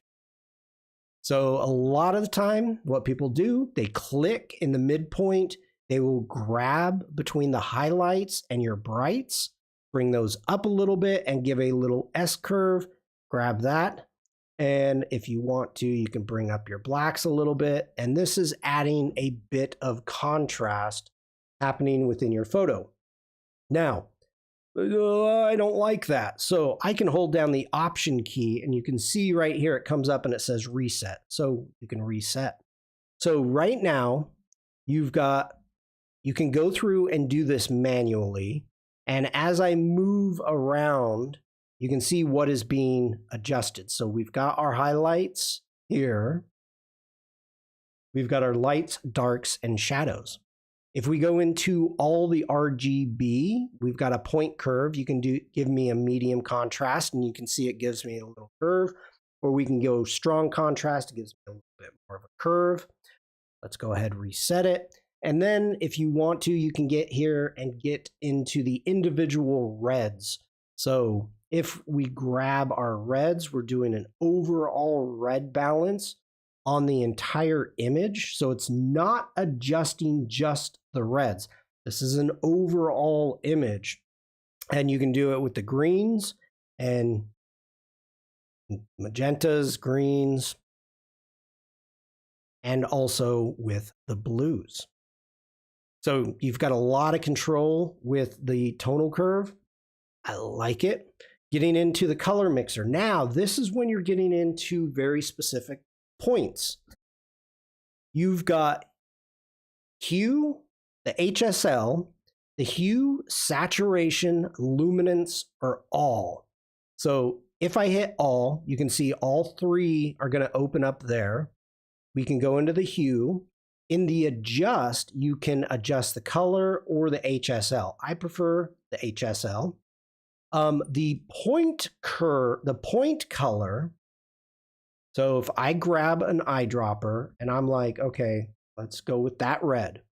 So I've chosen that point. Now, if I want to change the hue of anything that's that red, you can see it's giving me the preview here. And if I click this, I can get very specific in the red that I want to get. So if I'm like, okay, I don't want that to be the red, I want it to look orange like that. There we go. We can be very specific about it. We can adjust the saturation of it also. And we can also adjust the luminance. We can make it bright, go with the yellow. Then we can get really close and say, okay, with the range, like, let's visualize the range. So if I only want to adjust the red flowers and the red door, I can bring that range down and it's only going to select that. Now, when it was brought up, it was selecting even the foreground, which we don't want.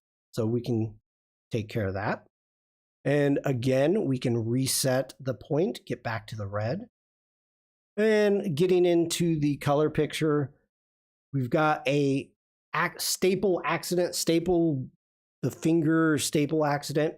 If we want to do that here with the hue, we can select that red and do the same thing on the reds. But again, it's doing the overall, and you don't have the control of it with the point color. But I love doing this. I love using it. Let's reset the mixer.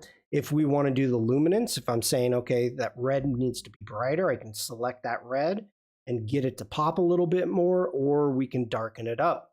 So you've got the saturation, luminance, and hue that you can adjust from here. Let's go ahead and reset that. Color grading. Oh, doing a ton of talking here. Color grading. All right. Now we're getting to the end of our photo and we're like, we want to make it more artistic. This is when you can do your hue shifts and in your shadows, highlights, and midtones. So as of right now, you can see we've got our midtones, shadows, highlights. I like to work them as an individual. You've got your shadows, you have your midtones, you've got your highlights, or you have a global adjustment. I don't use the global adjustment, but if we want to do this, we want to add some blues into the shadows, coming into our midtones, let's add some oranges, and going into our highlights, we can add even more. So we can hit this eyedropper, or not the eyedropper, but the eye to turn it back off and on so you can see what we did. And again, holding down the option key, you can always reset it and sets everything back. So you've got the control. Now, here's the cool thing. If we're in the highlights and we're like, okay, we want to add more orange in there. If I'm moving this around, it can get a little crazy, right? If I hold down the Option key, if I hold down the Command key, I have set the saturation to 55. Now I can move this around and it's only moving the hue, not the saturation. So I can move it around wherever I want if I know the number I want is 55. If I, whoa, get back here. Let's get that back. If I hold down, thought it was the Option key. Is it Shift? It's Shift. If I get the correct hue that I want, so let's say I want it at 17. If I hold Shift, now I'm only selecting the amount of the saturation. So if you're trying to fine tune it, that is a good way to do that. You also have blending and balance. I don't use that much. Okay, let's grab something for a lens blur here. Let's have some depth.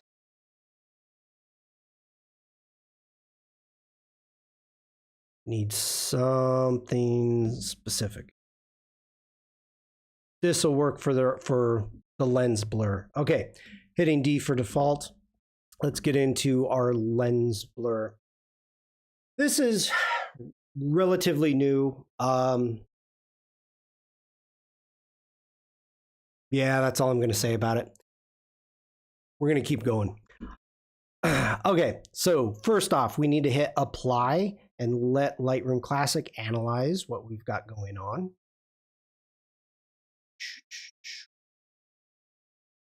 Analyzing. Okay, so first thing, let's visualize our depth. Now, as you can see down here, we've got the colors that we see here. Now, let's go ahead and turn that off for right now. This box is giving me my focal range. So I can adjust this and make it smaller. And let's visualize that again. And so I am looking for these colors right in there. So if I take this in,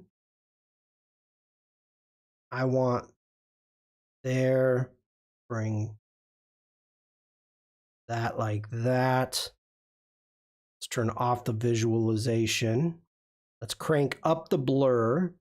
So now, as you can see, I've got the front of the boat is in focus.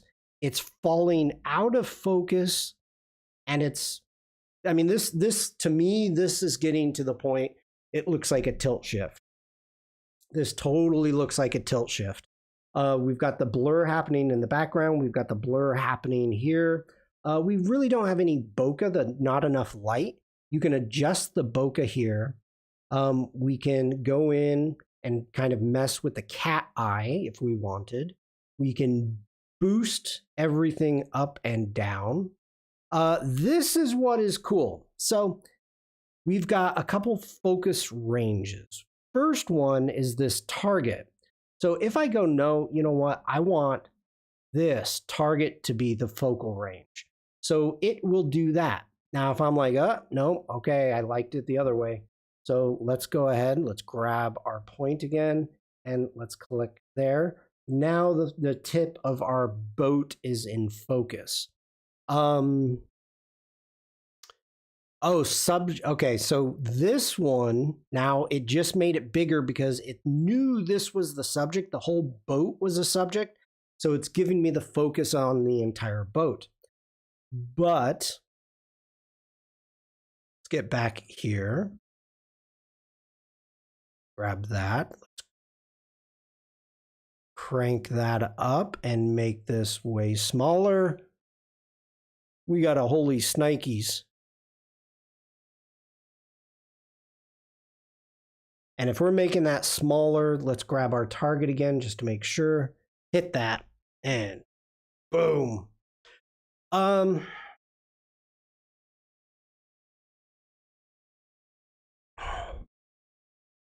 Thank you, Bruce. So this can be pretty cool. Now, let's say something is not entirely correct and you're like, no, I don't like it. So we can actually jump in, grab a brush and say this should be in blur more. So let's make it more blur. We can do that. Now, of course, this would not be blurry, but if you want it to be blurry, we can say, hey, I want this to be blurry too. It wouldn't be, but you can do that. And then you also have the focus. So if you go, wait, I want this to be in focus. So you've got a lot of control over what you are doing. Your brush controls are the amount, the size, the feather, and the flow. And you can also make an auto mask. Oh, all right, so we are there. I'm going to unapply this. Let's get back out of that. Let's jump into this image here, hitting D for default. Now let's get into our effects. So first off, we have our vignetting. So if I go, let me turn off. If I go to the right, you can see it's adding a white border. So we are taking it and we're going old school white border, like ancient photos. If we go the other way, now it's adding the black vignette. With that, we can go ahead and adjust our midpoint if we want. We can also adjust the roundness. So we have a lot of control there. And then we also have our feathering. We can make it super hard and go with a pinhole.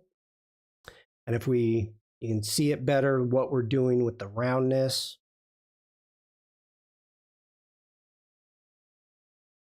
I've never done this. I did not know that you could do this, like almost make a frame.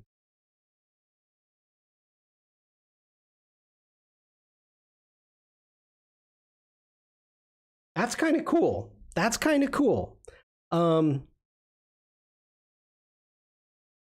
kind of digging that. Okay. Let's bring this back out. Let's add the feather. Let's do a roundness right there. Thanks for the Lightroom coverage, but I need to get to a Zoom meeting now. Have a great day, everyone. Rick, thank you so much. Bruce says, really? Yeah, really, Bruce.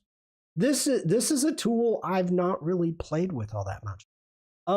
Because the thing is, now if I had a subject that was dead center, this would be great. There is a problem. It's not dead center, so I usually have to do it myself. All right, now if I hold down the Option key and I grab the highlight slider, because highlights you wouldn't have a vignette in, you can actually see what is happening there.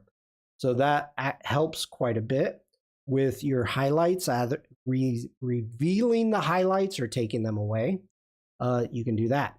Next off, we've got our grain. So let me zoom in. You can see I'm adding a ton of grain here into the image. If you want to add just a little bit, totally up to you. You've got your size, your roundness. Let me zoom in again so you can see this. Let's make this big. We can make it really kind of harsh, add some roughness, and we've got a lot of grain. I use vignette quite a lot. I use it just very subtle, not like this. I use it very subtle. So I use it almost on every photo, but not in making a frame like that. So let's go ahead and reset the vignette. Let's reset our grain. The calibration. Now, the calibration, we've got these different versions 1 through 6, and you can go through and add, the green primaries. You can change that up and you can see what's happening, especially here, by messing with the green primaries, the reds, the shadows, and the blues. Like I said, I really don't use it, the calibration, very much. Let's jump into the detail now. Our sharpening, I did show off the denoise. The sharpening, because this is a raw file, it is already has 40 set to it, bringing that up to about 70, 80. We can jump in and see what we are doing there with the sharpening and see we'll over sharpen the rock and we can get that. We go with the radius, you can adjust how many pixels your sharpening is going to be, and we can really go over the top with the detail and make it ugly. Let's reset that sharpening. Let's bring that back up. We'll leave it at 100 so it's visible. Now holding down the Option key, because we don't want to sharpen the sky. So I can hold down the Option key, drag the mask over, and white reveals, black conceals. So it's concealing all the sharpening from the sky and just sharpening here within our rocks. And it's nice and subtle, just how I like it.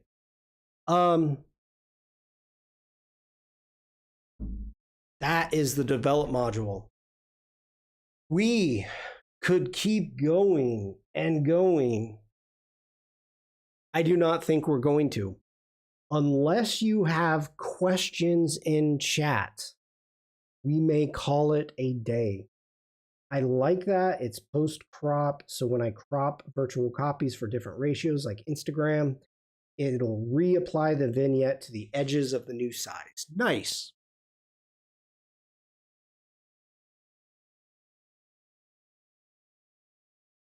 Do we have any questions, comments, anything from chat? Might be time to call it. We went through a lot today, I tell you what. I like listening to this and sneaking a peek as I could. Jack says, sorry putting out fires. No, don't be sorry. No. Ooh, we got a big boom by Daryl. Thank you, Daryl. What's a typical amount of grain? How do magnets work? Tim, hello. Bruce, so usually I don't add very much grain, right? Grain is one of those things to make your image kind of more cohesive. So if you start doing a lot of masks and you start building masks up, you can add a little bit of grain, like 5. And let's zoom in on this so you can see what I'm talking about. Let's get into our grain. Now, if you're adding between 5 and 10, it's very subtle, but it helps. It just helps makes things feel a little bit more cohesive. Paco loves to add grain. Loves trying just to bring in a little bit of that traditional photography.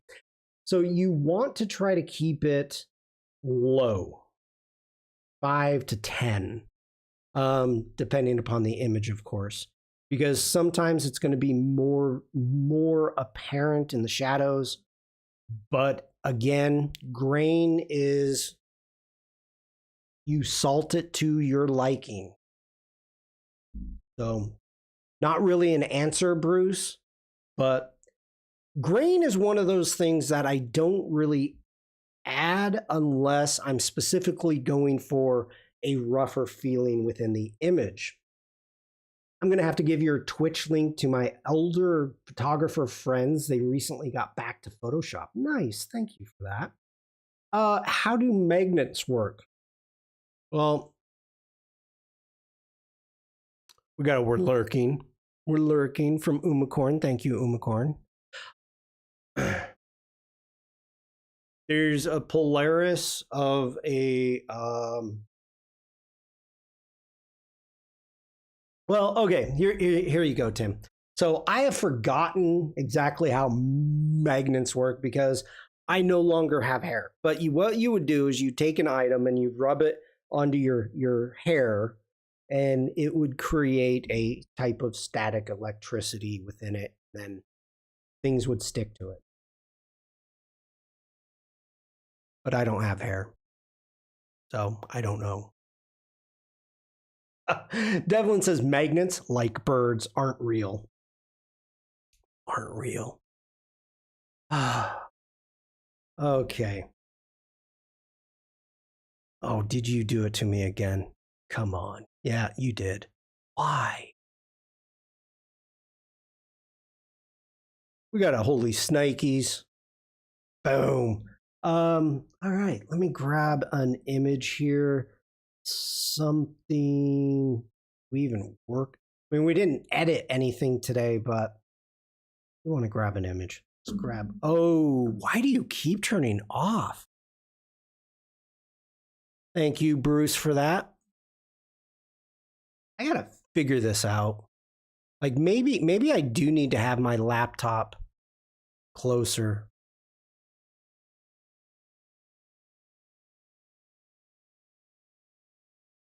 Because this is getting annoying. Annoying. Like it's not even picking up. It's like, no, there's not. There's only one display. We don't see the laptop. Don't see it at all. Still nothing. All right, let me wake it up using. Come on. You can see it. You can see it.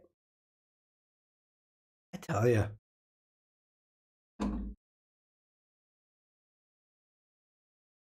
It's really not happy right now.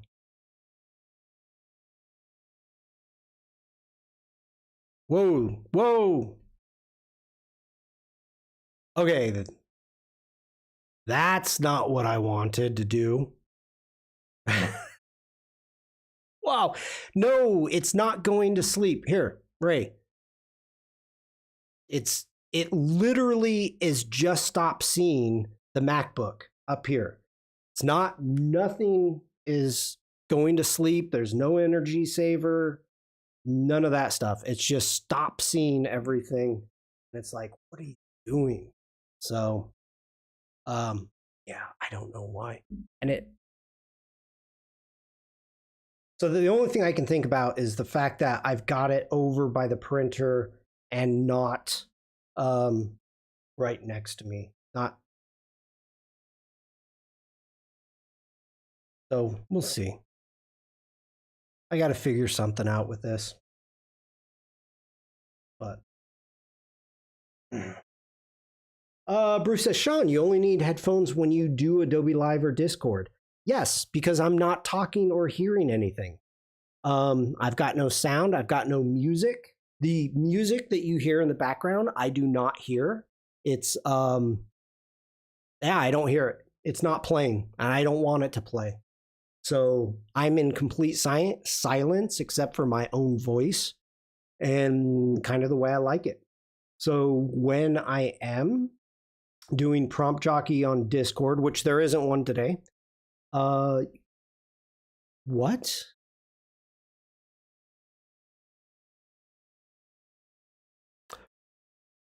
Now you tell me, Uma. How come nobody?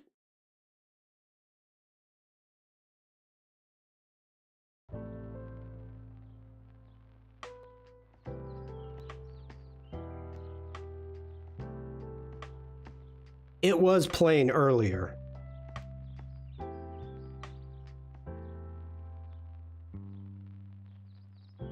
It was playing. I must have hit something and paused it. Sorry. My bad. Oh, that's my fault. Oops. Yeah, so unless I'm trying to hear somebody, I didn't know there was music. There was supposed to be music. Hey, Vikram, good to see you. I think you came in. Did you?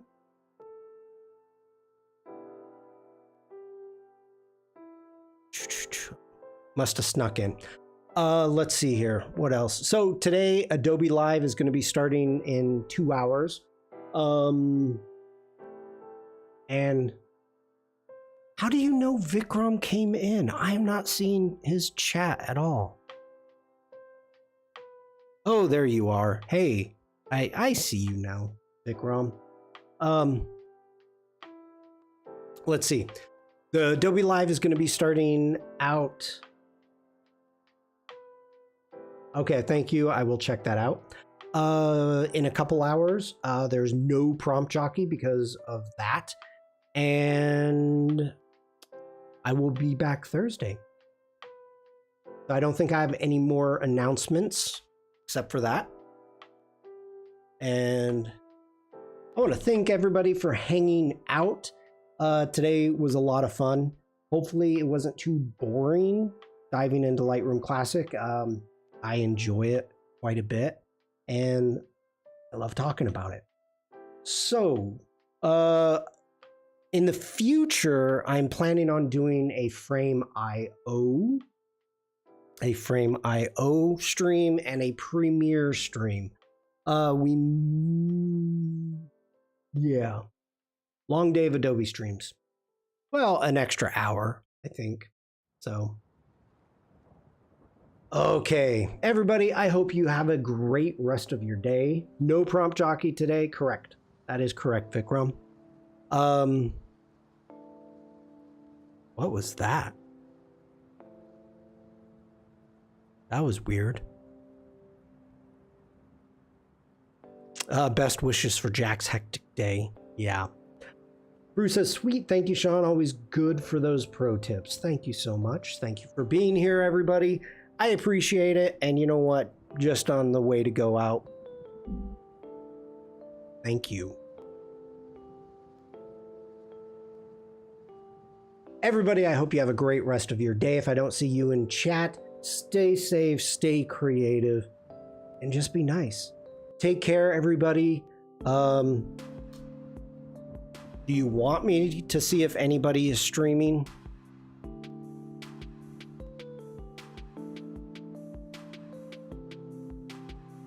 I can look.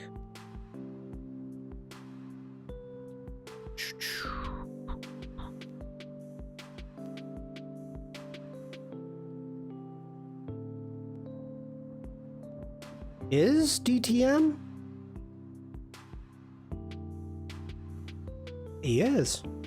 Well, we're gonna raid. We are going to raid. So, everybody, take care. I'm gonna go ahead and do the outro. I'll see y'all soon. Bye.